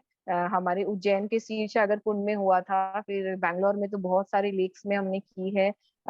अभी बनारस में भी बात चल रही है, पुरी में भी हो रही है, मतलब कम से कम। और अलग अलग जगह से गवर्नमेंट के साथ हमने एमओयू किया है। यूनिवर्सिटीज में भी हम ट्रेनिंग दे रहे हैं स्टूडेंट्स को, जो बायोकेमिस्ट्री के स्टूडेंट्स हैं, कैसे वो इसके ऊपर एक्सपेरिमेंट करके अलग अलग फील्ड में इसको यूज कर सके, ताकि एग्रीकल्चर फील्ड में भी ये जाए और कॉस्मेटिक फील्ड में भी ये जाए, केमिकल फील्ड में भी जाए, ताकि लोग इसकी ज्यादा से ज्यादा जानकारी जा सके। तो अगर ऐसा कुछ भी अगर शाखा को करवाना हो, अगर कोई नदी तालाब को सफाई करवानी हो, तो डेफिनेटली आप मेरे को कांटेक्ट कर सकते हैं। मैं आगे कैसे भरना है मैं बता दूंगी आपको। हाँ, यहाँ मैं एक चीज Thank you. बताना चाहूंगी अनीता दीदी, पिंकी जी। मैंने इनसे रिक्वेस्ट किया था कि जैसे छठ का पर्व आने वाला है, छठ पूजा में हमें तालाबों की सफाई करनी होती है, तो हम लोग बायो एंजाइम का यूज करके कितने अच्छे से तालाबों की सफाई, नदी की सफाई कर पाते हैं, इसके लिए आप कुछ बताइएगा। तो ये एक बहुत ही अच्छा वे है और हमारे लिए एक दिशा भी है इस चीज में काम करने के लिए। तो बहुत बहुत बिल्कुल। धन्यवाद अब देखिए ना, अगर जब भी हमें खास करके सिखाया। यहाँ का तो बहुत मेन बड़ा पर्व है छठ पूजा। यस, तो यस, हम देखते बिहार और होंगे जब बंगाल भी का हम किसी भी बहुत बड़ा तालाब में पर्व जाते है हैं, यहाँ। तो हमेशा जब छठ पूजा से पहले जब तालाब की सफाई की जाती है, तो हमेशा ब्लीचिंग पाउडर ये सब से सफाई होता है। लेकिन ब्लीचिंग पाउडर से क्या होता है ना, क्लोरीन गैस निकलती है, जो पानी के अंदर के जीवों के लिए भी बहुत हानिकारक है और हमारे लिए भी है। उसका गैस भी बहुत खराब है, क्लोरीन का गैस, और हमारे स्किन से टच होने से भी बहुत खराबी है। उससे बेटर ये है कि जो भी प्लास्टिक कचरा है या कुछ है, अगल बगल के लोगों से निवेदन करें कि वहां पे ना डालें। और दूसरा, उसके जो ऑलरेडी डल चुका है उसको सफाई कराएं। उसके बाद में ब्लीच डालने के बजाय अगर हम बायो एंजाइम उसमें वितरण करेंगे, तो धीरे धीरे अपने आप ही पानी, मतलब ऐसा भी हमने अभी बीच में केस स्टडी दिया था कलकत्ता में, जिसमें आप देखेंगे कि मतलब इतनी मच्छर की ब्रीडिंग हो गई थी, और अगल बगल से लोग गुजरते थे ना, तो उस लेक से इतनी बुरी बदबू आती थी और इतने फ्यूम्स जनरेट हो रहे थे, क्योंकि अगल बगल का जितना भी सीवेज है सारा आउटलेट उस लेक के अंदर था। तो उसके बाद उसमें हमारी टीम गई, उन्होंने सारा एनालाइज किया, अगल बगल की थोड़ी प्लांटेशन चेंज की, वहां पे हमने कुछ कुछ ऐसे बेनिफिशियल है जो सॉइल के लिए, उस तरह के पेड़ पौधे लगाए। और उसके बाद में क्लीनिंग कराने के बाद में हमने वहां पे बायो एंजाइम एक बार दिसंबर में डाला, एक बार फरवरी में डाला, लास्ट हमारा मई में हुआ था। पहले की और पानी अभी के पानी में जमीन आसमान का अंतर है। और मच्छर तो और स्मेल तो 2 ही दिन में चला गया था। उसके बाद वहां पे अब अपने आप से मछलियां दिखने लगी है, पानी एकदम क्लियर हो गया है, उसका नीचे का मतलब ट्रांसपेरेंट हो गया है, जिसको बोलते हैं वैसा पानी हो गया। तो आप सोच सकते हैं कि कितना बेनिफिशियल है, कितना मतलब इतना इजी प्रोसेस है, सिर्फ डाल के आना है, उसी से कितना बेनिफिट हो सकता है। अनीता जी शायद कुछ सवाल पूछना चाहती है। हाँ, अनीता अनीता दीदी जी आप अनम्यूट करें। अनीता दीदी आपको अनम्यूट कर सकती दीदी, कीजिए एक बार। हाँ, हाँ, अब हो गया। हाँ, मैं खाली इतना पूछना चाह रही थी कि बीच में मैंने कहीं पढ़ा था कि जामुन की लकड़ी को अगर ऊपर हमारे घर की पानी की टंकी में डाल दे, तो हाँ, उससे पानी गंदा नहीं होता है। तो ये गंदा क्या नहीं। सही है? क्या ये सही है? बिल्कुल है, बिल्कुल है, क्योंकि जामुन में भी एंटी फंगल प्रॉपर्टीज होते हैं, तो उसकी भी लकड़ियां यूज होती है, मोरिंगा की लकड़ियां भी यूज होती है, जो सेजना अच्छा। डाठा जो कहते हैं। और हाँ। हम लोग इससे टैंक क्लीनिंग, बायो एंजाइम से भी, जामुन का बायो एंजाइम भी आप बना के यूज कर सकते हैं अलग अलग अच्छा। चीज में। और बायो एंजाइम सिर्फ बाहर डालने के लिए, बॉडी के लिए नहीं, खाने के लिए भी बायो एंजाइम बनता है। फर्मेंटेड फूड्स जिसके भी बोलते हैं, जैसे हम घर में कांजी वगैरह बनाते हैं ना, वो भी एक तरह का फर्मेंटेड फूड ही है।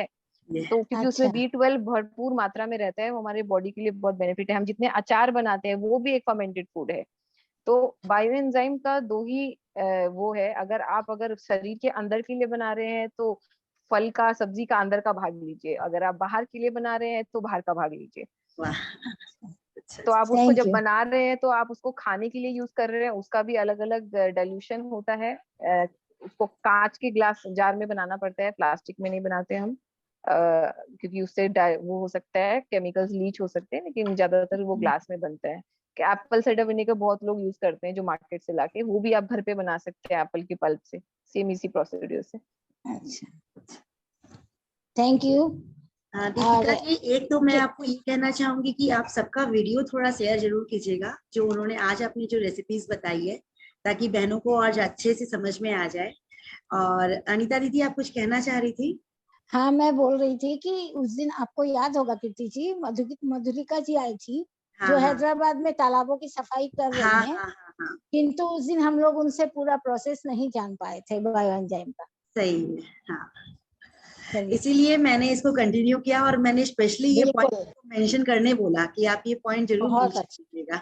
हाँ, बहुत अच्छा, अच्छा दीदी, थैंक वो यू। वाला पॉइंट। हाँ, अच्छा, अब मैं यहाँ हमारी प्रांतीय सचिव पिंकी जी धानुका से आग्रह करूंगी कि वो अपना फीडबैक दे आज के लिए, या आज का प्रोग्राम उनको कैसा लगा। पिंकी जी। धन्यवाद कृति जी। आज आपने बहुत ही सुंदर टॉपिक लेके आया है बायो एंजाइम का। दीपिका जी, आपने तो बायो एंजाइम पर बहुत सारे जो इतने क्वेरीज थे सबको क्लियर कर दिया, और हमको तो लग रहा है अभी तो सबके कॉन्सेप्ट भी क्लियर हो चुके होंगे बायो एंजाइम पर। दीपिका जी, अभी तक तो बायो एंजाइम्स ऐसे लग रहा था कि जैसे लग रहा है सिर्फ क्लीनिंग प्रोसेस है, हेयर का यूसेज है ये तो पता ही नहीं था। ये तो मैं तो आज ही बनाने वाली हूँ। हेयर का तो इतना हेयर फॉल होता है, और आज ही बनाना चाहिए सबको ही।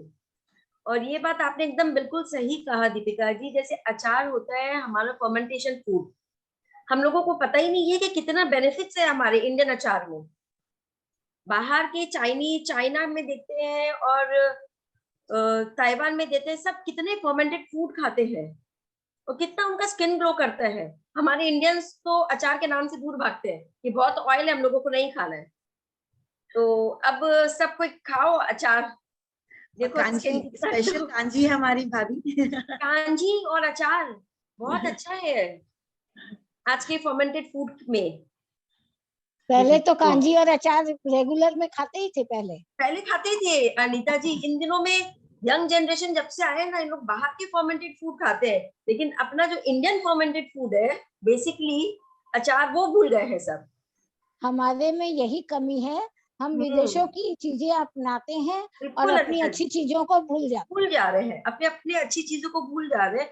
अपने अपने बच्चों को भी नहीं बोलते, बोला ठीक है अचार में बेटा बहुत ऑयल है मत खाओ। अरे अचार के कितने बेनिफिट्स है। और विदेशी लोग हमारे इंडिया की चीजों को अपना रहे हैं, बिल्कुल, और हम छोड़ रहे हैं। इसीलिए ये तो हमारी कमी है। जागरूक करने का बीड़ा अखिल भारतीय मारवाड़ी महिला सम्मेलन ने उठाया है। अब सभी हम लोग हर एरिया में हर विषय पे जाके वेबिनार कर रहे हैं। ना दीपिका जी ने कितनी अच्छी चीज बताई है कि बायो एंजाइम घर में बनाओ। बाहर के जो अपने लोग हार्पिक वार्पिक क्लीनर यूज करते हैं, कितने उसमें हार्मफुल बैक्टीरिया रहते हैं। एक तरफ से साफ कर रहे हैं और एक तरफ से कितने हार्मफुल बैक्टीरिया उनको छोड़ के जा रहे हैं। इससे बेटर है ना कि अपने लोग बनाएं। सही है। बहुत बहुत अच्छा रहा webinar Deepika ji, thank you so much for such a wonderful session. Thank you for calling me, and thank you for taking this topic as giving it importance, because क्योंकि एनवायरनमेंट के लिए तो बहुत लोग सब कुछ। यस, और आपने तो कमर्शियली भी बता दिया ना, लोगों का बेनिफिट भी बता दिया है कि कैसे कमर्शियली ये लोग यूज कर सकते हैं। जी बिल्कुल। दीपिका जी, आपसे हम लोग कांटेक्ट करके इसका जो हम लोगों का जो कमर्शियली जो हम लोग कर सकते हैं, किस हिसाब से आप सेशन देंगे, किस हिसाब से आपका प्रोसीड्यूर है, उसके बारे में हम फर्दर डिस्कशन करेंगे जरूर। और आपसे लेके हम लोग इस चीज में भी आगे बढ़ेंगे, ताकि हम लोग महिलाओं को सशक्त कर पाए इसके माध्यम से। प्रीति जी, अगर और कोई बाहर से बहनें हैं। हाँ भाभी, वही मैं देख रही हूँ। हाँ, पश्चिम बंगाल से बाहर रेज हैंड है, बहुत रेज हैंड किए हुए हैं, जैसे मंजू अग्रवाल जी खड़गपुर शाखा की हैं। हाँ। मंजू जी, मैं आपको अनम्यूट कर रही हूँ, आप अपने आप को अनम्यूट कर सकती हैं, आप अपना सवाल पूछे। हाँ मंजू जी। राधे राधे। मेरे को ये पूछना है कि जितने भी बायो इंजन बनाना है उसमें अपन गुड़ डालते हैं, गुड़ डालते हैं तो गुड़ से तो मीठा हो जाता है, और मीठे में तो चींटी है, जैसे इंसेक्ट टाइप की बहुत सी चीजें आ जाती है, तो उसमें उसका क्या असर पड़ेगा? ऐसा कुछ प्रॉब्लम नहीं है, क्योंकि आप एक एयरटाइट कंटेनर ले रहे हैं। और गुड़ डालने का इसमें एकमात्र यही कारण है कि वो गुड़ जो है उसमें जो शुगर होता है, नेचुरल शुगर, वो आपके जो छिलके हैं उसके साथ में रिएक्ट करके शुगर और वो उसमें जो माइक्रोब्स है उसको सड़ने में हेल्प करता है। तो उससे कोई चींटी की प्रॉब्लम नहीं होगी अगर आप उसको बंद करके रखेंगे अच्छे से। आप देखिए मेरे घर पे तो इतने इतने ड्रम से कोई चींटी नहीं आती है। हाँ, लेकिन अगर जब भी आप गैस छोड़ेंगे निकालेंगे उसको अच्छे से बंद करिए वापस। नहीं, मैं ये बात मानी, लेकिन जब अपन उसको यूज करते हैं, आप बोले तब तक शुगर नहीं हो रहेगा इसमें, क्योंकि वो शुगर ब्रेक डाउन हो चुका होगा, एंजाइम में कन्वर्ट हो जाएगा, उसमें शुगर नहीं रहता है फिर। बहुत बहुत धन्यवाद मंजू जी। संगीता सुरेखा जी, आप अपने आप को अनम्यूट कर सकती हैं। Hello hello. हाँ संगीता जी बोलिए। मैं यही बोल रही थी कि ये अभी जो सारा सुने, लेकिन एकदम से सारा चीज तो हम लोग को याद तो नहीं हुआ, तो मतलब बनाने में थोड़ा दिक्कत होगा। नहीं नहीं, आप लोगों को रेसिपीज एंड वीडियो शेयर कर दिए जाएंगे। दीपिका जी जैसे ही मुझे डाल देंगी मैं उसे आपके ग्रुप में, अपने ग्रुप में डाल दूंगी। अच्छा, वही इसी के लिए हाँ। बोली, इतना चीज याद तो नहीं हुआ, ध्यान से सुने लेकिन फिर भी याद नहीं हुआ। ये पूरी मीटिंग रिकॉर्डिंग है, तो मैं रिकॉर्डिंग का भी आप लोगों को दे दूंगी, यूट्यूब लिंक मैं दे दूंगी। अच्छा, लेकिन ठीक है। एक रिक्वेस्ट है सभी हाँ। बहनों से, जूम में हमेशा कॉपी पेन लेके बैठे। बार बार हमारे स्पीकर नहीं आ सकते, इसलिए हम लोगों को नोट कर लेना चाहिए। देखिए नोट हमने करने की कोशिश की है, पूरा नहीं हो पाया लिया है और मैं नोट डाउन कर रही हूँ पूरा। लेकिन मेरे से पूरा नहीं हो पाया, नोट करने की चेष्टा किए, पूरा नहीं हो पाया। ठीक है, कोई बात नहीं संगीता जी, आप लोगों ने सुना, लेकिन आप लोगों के आगे के लिए हम लोग आपको पूरा प्रोसेस देंगे फिर से। ठीक है, थैंक यू। इतना कंफ्यूजन रखेंगे तो हमेशा ही मुश्किल होगी। एक चीज समझ लीजिए, एक ही रेशियो है, 1 लीटर पानी में 300 ग्राम छिलके और 100 ग्राम गुड़। उसके बाद आपको कुछ और याद करने की जरूरत ही नहीं है। बस आप डेट डाल लीजिए। आपको फिर डेट भी याद नहीं रखना पड़ेगा, क्योंकि क्या है, आप 2-4 बॉटल बनाएंगे, बाद में आपको 1-2 महीने के बाद याद नहीं रहेगा किस तारीख को बनी थी। तो जब कब रेडी हो रहा है या किस डेट से बनना है उस डेट को डाल लीजिए। और एक और टिप देती हूँ, अगर जिसके घर में, अगर आप खाली क्लीनिंग के लिए बना रहे हैं, अगर आप चाहते हैं कि नींबू के छिलके मौसम्बी या ऑरेंज से बना रहे हैं, आपके घर में इतना छिलका एक बार में नहीं आता है, तो आप उसको पहले से ही जो मिश्रण है गुड़ और पानी का, पहले से तोल के नाप के बना लीजिए। और जितना जितना छिलका हो रहा है उसको नाप नाप के आप तोल के उसमें डालते रहिए जब तक आपका 300 ग्राम हो जाएगा। उसके बाद में आप उसको बंद करके सील करके डेट डाल दीजिए, तो आपको एक बार में छिलका जमा करने की जरूरत नहीं पड़ेगी। ओके, धन्यवाद दीपिका जी। हमारे साथ गरिमा गोयल जी हैं। गरिमा जी आप अपने आप को अनम्यूट कर सकती हैं, करें अपने आप को। Okay, thank you. मेरा सवाल है कि मैंने एक बार बनाया था बायो एंजाइम, पर मेरे मेड ने कहा कि पोछा मारने के बाद वो बहुत चिटचिट कर रहा है, तो क्या उसमें कुछ गड़बड़ हुआ था क्या? कुछ प्रॉब्लम हुआ होगा, क्योंकि वो चिपचिप कभी नहीं करेगा, और या तो फिर उसने डाइल्यूट भी नहीं किया होगा, या तो डायरेक्ट यूज किया होगा। आप उसको 3 months, आफ्टर 3 months। हाँ, नहीं, कुछ तो प्रॉब्लम उसमें आई होगी आपका। अगर आपके पास वो बैच अभी भी है तो आप मुझसे शेयर करिएगा एक बार पिक्चर, और वो मैं आपको बता दूंगी। हाँ है मेरे पास बैच। Okay, thank you. और एक चीज था, वो लीटर और ग्राम में कुछ सेम चीज है, ml और ml या लीटर। आप 1 लीटर मतलब 1000 ml पानी ले लीजिए, 300 ग्राम गुड़ लेना है, तो आप तोल के लेंगे। या फिर अगर आप उसको तोल के हिसाब से नहीं कर रहे हैं तो आप रेशियो के हिसाब से भी बनाएंगे, तो आप सेम कप का मेजरमेंट रखिए। जिस कप से पानी डाल रहे हैं तो 10 कप पानी, 3 कप छिलका, 1 कप गुड़। अच्छा दी, एक क्वेश्चन और था, अगर मैं फ्लावर ले रही हूँ तो फ्लावर तो मैनेजमेंट में बहुत मेजर में बहुत कम हो जाता है, क्योंकि वो बहुत लाइट वेटेड होता है। हाँ, तो आपको लेकिन वेट उतना ही लेना होगा, 300 ग्राम। फ्लावर को वेट करके लेना पड़ेगा। हाँ, ओके, थैंक यू। बहुत बहुत धन्यवाद। अब हम आगे में हमारी दीपिका जी हैं। दीपिका जी ने हैंड रेज किया। दीपिका जी अपना वीडियो ऑन करें, अपने आप को अनम्यूट करें दीपिका जी।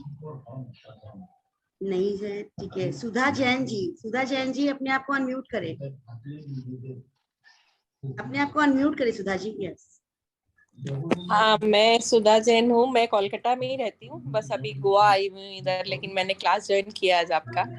तो बस मैं बता रही थी कि वो जो आपका बायो एंजाइम से क्लीनिंग तो बहुत अच्छी होती है, सफाई बहुत अच्छी होती है। मतलब किचन का अपना बेसिन है ना, और अपने जहाँ शावर लेते हैं वहाँ का ग्रीस है जो हर 2-3 दिन में जमा हो जाता है साबुन से, शैम्पू से। बहुत अच्छी सफाई होती है उससे। मैं भी बनाती हूँ, 6 महीने से, साल भर से बना रही हूँ। कोरोना में सीखा था मैंने कोई क्लास करके, तो लेकिन वो परफेक्ट पूरा नहीं बन पा रहा है कि उसको 3 महीने के बाद उसको छानना है कि कैसे पीस के बनाना, वो मेरे समझ में नहीं आया। मैंने उसको बस ऐसे ही लेके सफाई शुरू कर दी थी। तो मैं अगर आप ग्रुप से जुड़ी हैं तो मैं कुछ बेसिक चार्ट है जो हमने बनाया है कि किस चीज हाँ, के लिए रेशियो में यूज करना है। हाँ, ऐसे तो कोई फिक्स नहीं है, सबको अलग अलग तरीके से काम करता है, और आप किस चीज से बना रहे हैं वहाँ के पानी की प्रॉपर्टीज पे भी डिपेंड करता है, कम बेसी थोड़ा बहुत। बट ये है कि मैं वो चार्ट शेयर करूंगी तो आपको कितना डाइल्यूट किस चीज के लिए करना चाहिए समझ में आएगा। ज्यादातर ये जो ग्रीस और स्केलिंग के लिए आप जो बोल रहे हो उसके लिए लिक्विड वाले से ज्यादा पल्प ज्यादा यूज हाँ, होता है। हाँ। पल्प ज्यादा तो इफेक्टिव है। मैं वो तो फल निकाल के उसको सफाई करती हूँ, पूरे चमक जाता है पूरा प्लेटफॉर्म। और जी उसका जो अपने गैस का ऊपर का होता है ना रेंज, वो सब जी, सफाई करते हैं। तो बहुत वहाँ तो बढ़िया। सरकार ही नहीं बहुत बढ़िया। होती। चलिए, शेयरिंग भी हो गई हमारी एक। बहुत बढ़िया। दीपिका जी हैं। दीपिका जी अपने आप को अनम्यूट करें। अच्छा, मेरे को एक बात, एक क्वेश्चन और था मेरे को। बाल के लिए, हेयर के लिए मैं समझ नहीं पाई कि रीठा के साथ क्या क्या कॉम्बिनेशन होने चाहिए, क्योंकि अपने लोग का डाई किया हुआ हेयर जब होता है तो वो रीठा की वजह से सफाई पूरा नहीं होता है, क्योंकि अपन सब लोग डाई करते हैं आजकल। तो कहते हैं नेचुरल जिसका बाल है, जो डाई में नहीं आए हैं अभी तक, उन पे इफेक्टिव ज्यादा है, हमारे डाई वालों पे कम इफेक्टिव है। ऐसा है क्या? ऐसा नहीं है, बस यही प्रॉब्लम है ना कि हमें जो बचपन से आदत पड़ गई है इतनी सारी फोम यूज करने की, तो जब तक झाग नहीं होता तो हमको यही लगता है कि साफ भी नहीं हुआ होगा शायद। हाँ, बात हाँ, वही है। अगर आप अच्छे से तेल लगा के रखे हो बालों में, फिर भी आप अगर रीठा यूज करोगे ना तो बाल अच्छे से ही साफ होंगे, बस झाग कम निकलेगा। क्योंकि केमिकल क्लीनर्स में तो इतने सारे झाग पैदा करने के लिए सर्फेक्टेंट यूज करते हैं ना अलग अलग तरह के, तो हमको लगता है कि ज्यादा सफाई हो रही होगी, तेल लगा लेकिन के ऐसा जब वो बात नहीं। अपन नहाते हैं रीठा वाला से, तो एक बिल्कुल। बॉटल पूरा ही लगा लो, भले ही ऐसा लगता है लगाते ही जाओ, अरे बाल और उड़ गए अपने तो लगाते हाँ, तो लगाते। वो उसकी वजह से फिर रूखे हो जाते हैं बाल। तो हाँ, लेकिन हाँ, अगर आप बायो एंजाइम के अंदर मिक्स करके रीठा लगाएंगे तो बहुत हद तक ये रूखापन वाला प्रॉब्लम भी सॉल्व हो जाता है, क्योंकि बायो एंजाइम से अपने आप में स्किन और हेयर बहुत सॉफ्ट होता है। तो अगर आप बायो एंजाइम के अंदर रीठा डाल के उसको फिर 8-10 दिन रखने के बाद उसको छान के अगर वो लिक्विड यूज करेंगे ना तो आपको डिफरेंस पता ओके। चलेगा। तो इसका भी आप वो दे रहे हो क्या, पूरा वो बना के वो भी इसका? मैं दे दूंगी। आप चाहे तो जो हमने आज शेयर की थी रेसिपी हेयर वाली, वो वाला आप बायो एंजाइम बना ले, उसी में आप रीठा ऐड कर ले, और उसके अच्छा, बाद जब वो बन जाए तो आप उसको छान के पीस के उसके बाद में एज अ शैम्पू डाइल्यूट करके यूज करके देखें। तो रीठा को बॉईल करके डालूं या ऐसी कच्चा ही रीठा वो डाल भी दूं? आप अगर उसमें डायरेक्ट डाल रहे हो तो आप उसको डायरेक्ट डाल दीजिए उसका बीज निकाल के। और अगर आप रीठा को बॉईल करेंगे तो फिर उसका पानी अलग होगा, वो ज्यादा दिन टिकता हाँ, नहीं है, हफ्ता भर मुश्किल से, उसके बाद खराब हो जाता है। तो ज्यादा बेटर होगा कि आप बायो एंजाइम में ही डायरेक्ट रीठा डाल के यूज करें, तो वो पानी नहीं ऐड होगा तो वो खराब नहीं होगा जल्दी। Thank thank you. Deepika ji आपका क्या सवाल है? यू। दीपिका जी आपको मैंने म्यूट ऑप्शन दे दिया है, अनम्यूट का ऑप्शन दिया Yes, आपको। yes. Thank you very much, ma'am. Very helpful session. मैं बहुत टाइम से सोच रही हूँ कि मुझे बायो एंजाइम बनाना है। अनसक्सेसफुली मैंने बनाया भी है, लेकिन वो जैसे आपने कहा ऊपर फंगस जम जाता है तो फिर मैंने नहीं किया। मुझे अभी ये अगर ग्रुप ज्वाइन करना है तो मैं कैसे करूँ मैम? आप कहाँ पे सिचुएटेड हैं? मुंबई। तो आप आपने जिनके थ्रू आपको जो लिंक मिला था आज का, उनसे आप बात करिएगा, उनसे बोलिएगा, मैं लिंक शेयर कर दूंगी। जो भी शाखा में नहीं है, जो बाहर से जिन्होंने ज्वाइन किया है, हमारा ऑल ओवर इंडिया लेवल में भी बायोएंजाइम मेकर्स का बहुत सारा ग्रुप है व्हाट्सएप में, ओके, और बंगाल में जो लोग रहते हैं उनका भी अलग ग्रुप है, तो आप ओके। जिसमें भी ज्वाइन होना चाहते हैं वो दीपिका जी आप अपना हाँ जी, नंबर शेयर कर दीजिए चैट बॉक्स हाँ, में। जरूर। मैंने एक बार किया था, मैं फिर से हाँ, कर एक देती बार हूँ। चैट बॉक्स में नंबर शेयर कर ओके, दीजिए, ये आपको बायो एंजाइम का ग्रुप में इंक्लूड कर लेंगे। ओके, मैं इनको मैसेज कर दूंगी। हाँ, थैंक यू, थैंक यू। नमस्ते, thank you very much. Bio enzyme अभी कोलकाता से जुड़े हैं ना, शीतल जी जुड़ी है ना बायो एंजाइम में, अभी उसी ग्रुप में हम लोग हैं, शीतल जी ने जिसमें जोड़ा है आप बीजम की बात कर रहे हैं? हाँ हाँ, बीजम से। अच्छा अच्छा, तो बीजम में तो मैं हूँ ही। आप मुझे वहीं पे मैसेज कर सकते हो। मैं आपको, मैंने उस दिन लिंक भी भेजा था ग्रुप का, बायो एंजाइम जो बंगाल में जितने हैं, मैं वापस शेयर कर दूंगी, आप अगर ज्वाइन होना चाहते हो तो। हाँ हाँ बिल्कुल। Thank you Sudha ji. सुमन कोवाला, सुमन जी आप अपने आप को अनम्यूट कर सकती हैं। प्लीज वीडियो ऑन कीजिए, प्लीज वीडियो ऑन कीजिए। Yes yes yes yes yes, thank you. Yes, तो मैंने जो फॉर्म फिलअप किया था तो मैंने लिखा था कि अभी आपकी आवाज नहीं आ रही है सुमन जी। पिछले 6-7 सालों से मैंने अपना पूरा कैरियर एज ए साइंटिस्ट व्यतीत किया है। तो I am PhD in biochemistry and biotechnology. तो मैं चाहती थी कि इस ग्रुप में मैं कंट्रीब्यूट भी करूं, इससे सीखूं भी, और अपनी सोसाइटी के लिए, जहां मैं रहती हूं कलकत्ता में, वहां मैं इसको प्रयोग में लेके आऊं। तो इसके लिए मैं आप लोगों से सहायता चाहती हूँ। और मेरा एक प्रश्न ये बिल्कुल था सुमन कि जी, आप सॉलिड क्या बचता है, वेस्ट बंगाल ये के जो ग्रुप में सॉलिड हैं? बचता है आफ्टर बायो एंजाइम, जो आप पल्प वगैरह ले लेते हैं, ये जो सॉलिड बचता है इसका क्या यूज है? इसका आप क्लीनिंग में भी यूज कर सकते हैं, आप इसको कंपोस्ट में भी डाल सकते हैं। कंपोस्ट एक्सेलरेट भी होता है, ये बायोडिग्रेड हो जाएगा, तो इसका मल्टीपल यूजेस है। आप नए बैच को स्टार्ट करने ओके के लिए एज अ स्टार्टर भी यूज कर सकते हैं इसको। Okay, great. तो ज्योति जी, आप सुमन जी सॉरी, आप बायो एंजाइम मैं के वेस्ट ज्वाइन बंगाल ग्रुप करती से हूँ। अगर जुड़ी है तो आप मेरा नंबर से ज्वाइन बात करके ज्वाइन हो सकती है। अच्छा, एक बार यहाँ नंबर बोल देंगे तो तुरंत हो जाएगा, फिर नहीं तो? हाँ, चैट बॉक्स में शेयर कर देंगी दीपिका जी। आप लोग मैंने फिर से किया है। आप लोगों को फिर से मैं बता दूं कि दीपिका जी हमारी वेस्ट बंगाल की बायो एंजाइम काउंसिल की प्रेसिडेंट है, इसीलिए इनका ग्रुप ज्वाइन करके आप लोगों को और भी बहुत सारी नॉलेज मिलेगी, तो जरूर जुड़े इनके साथ। सुधा जी मेरे साथ है तरु सिंह। तरु सिंह जी अपने आप को अनम्यूट करें।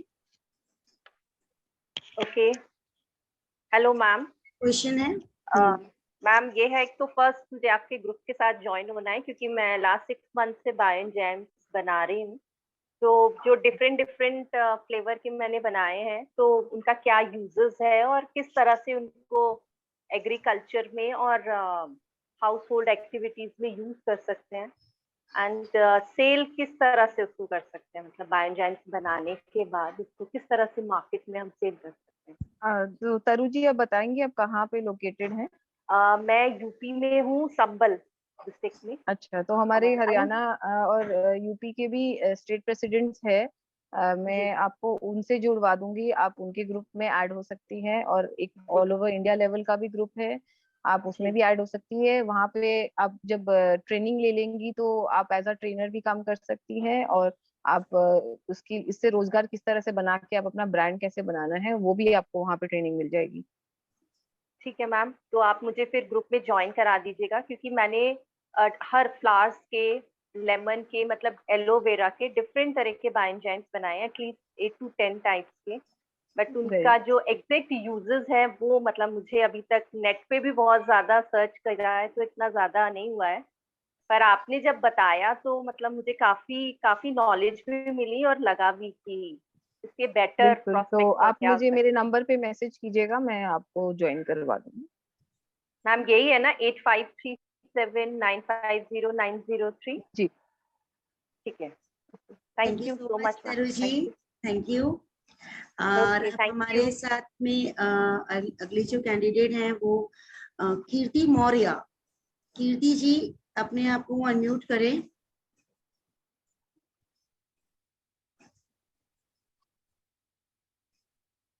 हेलो, अपना प्लीज वीडियो ऑन करें। हाँ ठीक है।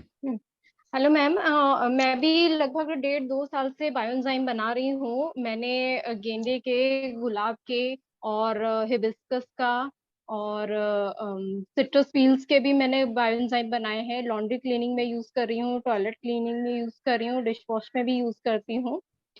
तो बहुत अच्छे रिजल्ट हैं।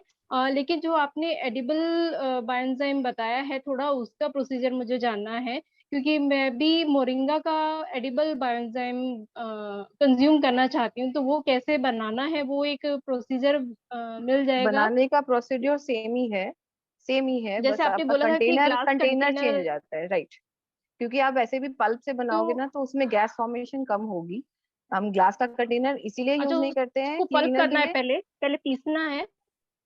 जरूरी नहीं है, आप डायरेक्ट ऐसे ही कट करके भी डाल सकते हैं। एंड उसके लीव्स एंड स्टेम्स भी यूज कर सकते हैं मोरिंगा के। एंड जैसे कि मैंने आंवला का ओके। बनाया है 2-3 बार, बिकॉज एलर्जी प्रॉब्लम्स बहुत रहती थी, खास करके जो weather season changing and all है, तो उसके लिए विटामिन सी बहुत हाई होता है आंवला में। तो गूसबेरीज का मैंने बनाया है, तो वो कांच के बॉटल में ही बनाया है, सेम रेशियो ही यूज होगा। लेकिन उसमें जब, क्योंकि आप एडिबल बना रहे हो, तो आप उसमें जरूरी नहीं है कि आप गुड़ ही डालें, आप गुड़ भी डाल सकते हैं, शहद भी, अगर आपके पास ऑर्गेनिक शहद है वो भी डाल सकते हैं। And okay. केला में भी नेचुरल शुगर होता है, बहुत हाई शुगर होता है। तो अगर आपके पास बायो एंजाइम बनाने के लिए गुड़ अवेलेबल नहीं है या शहद नहीं है, तो आप केले का पल्प भी यूज कर सकते हैं। तो केले का पल्प भी वही 100 ग्राम्स यूज करना होगा? हाँ। ओके। और जो गैस रिलीज होंगी फिर वो कैसे मैनेज करना है? क्योंकि कई बार बोला जाता है प्लास्टिक में इसीलिए बनाना है क्योंकि वो ब्लास्ट भी हो सकता है, तो फिर वो चीज कैसे मैनेज करेंगे? नहीं, जब आप पल्प बनाओगे ना, तो पल्प से गैस आप देखेंगे नेचुरली ही गैस कम रिलीज होता है पल्प एंड उसके अंदर के जूसेस से, अनपील से ज्यादा होता है।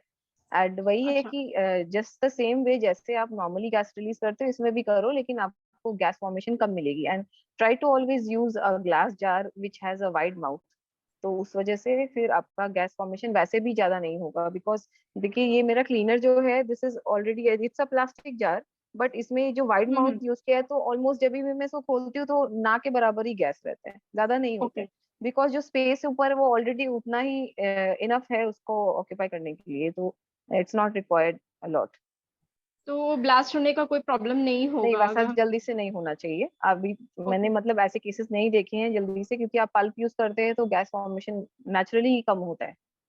तो पल्प अगर हम बना के यूज करेंगे तो वो बेटर रहेगा? बिल्कुल।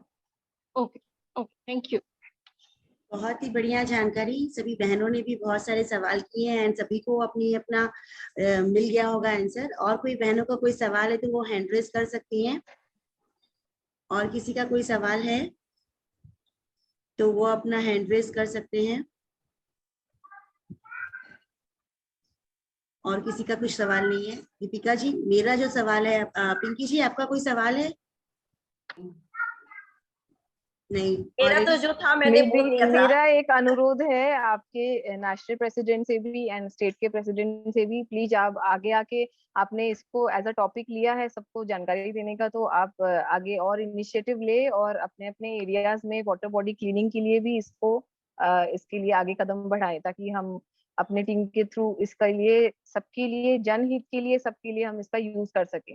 घर पे तो कर ही रहे हैं, आगे भी इनिशिएटिव ले ताकि आप ये कर सके। तो बिल्कुल प्रीति ठीक जी, मैं आप ही कहा को दीपिका कहूंगी। जी आपने, हम जरूर इस पे वर्कआउट करेंगे। ऐसे तो हमारी तो राष्ट्रीय भी यहाँ मौजूद है अनीता दी। आप लोग भी इस चीज पे आगे बढ़कर कार्य करें तो। हाँ, हम लोग नेशनल लेवल पे भी करवा लेंगे कीर्ति जी। हाँ, आपसे बात कर लूंगी बाद में। बहुत सुंदर विषय है और ज्यादा से ज्यादा हमने इसीलिए आज ज्यादा का जूम लिंक भी लिया एंड सब जगह स्प्रेड भी किया कि बहनें जुड़े। नया सब्जेक्ट है, बहुत अच्छा है, बहुत कम जानकारी है सबको को।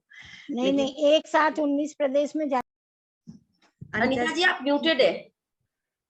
अनीता जी आप म्यूट हो गए हैं।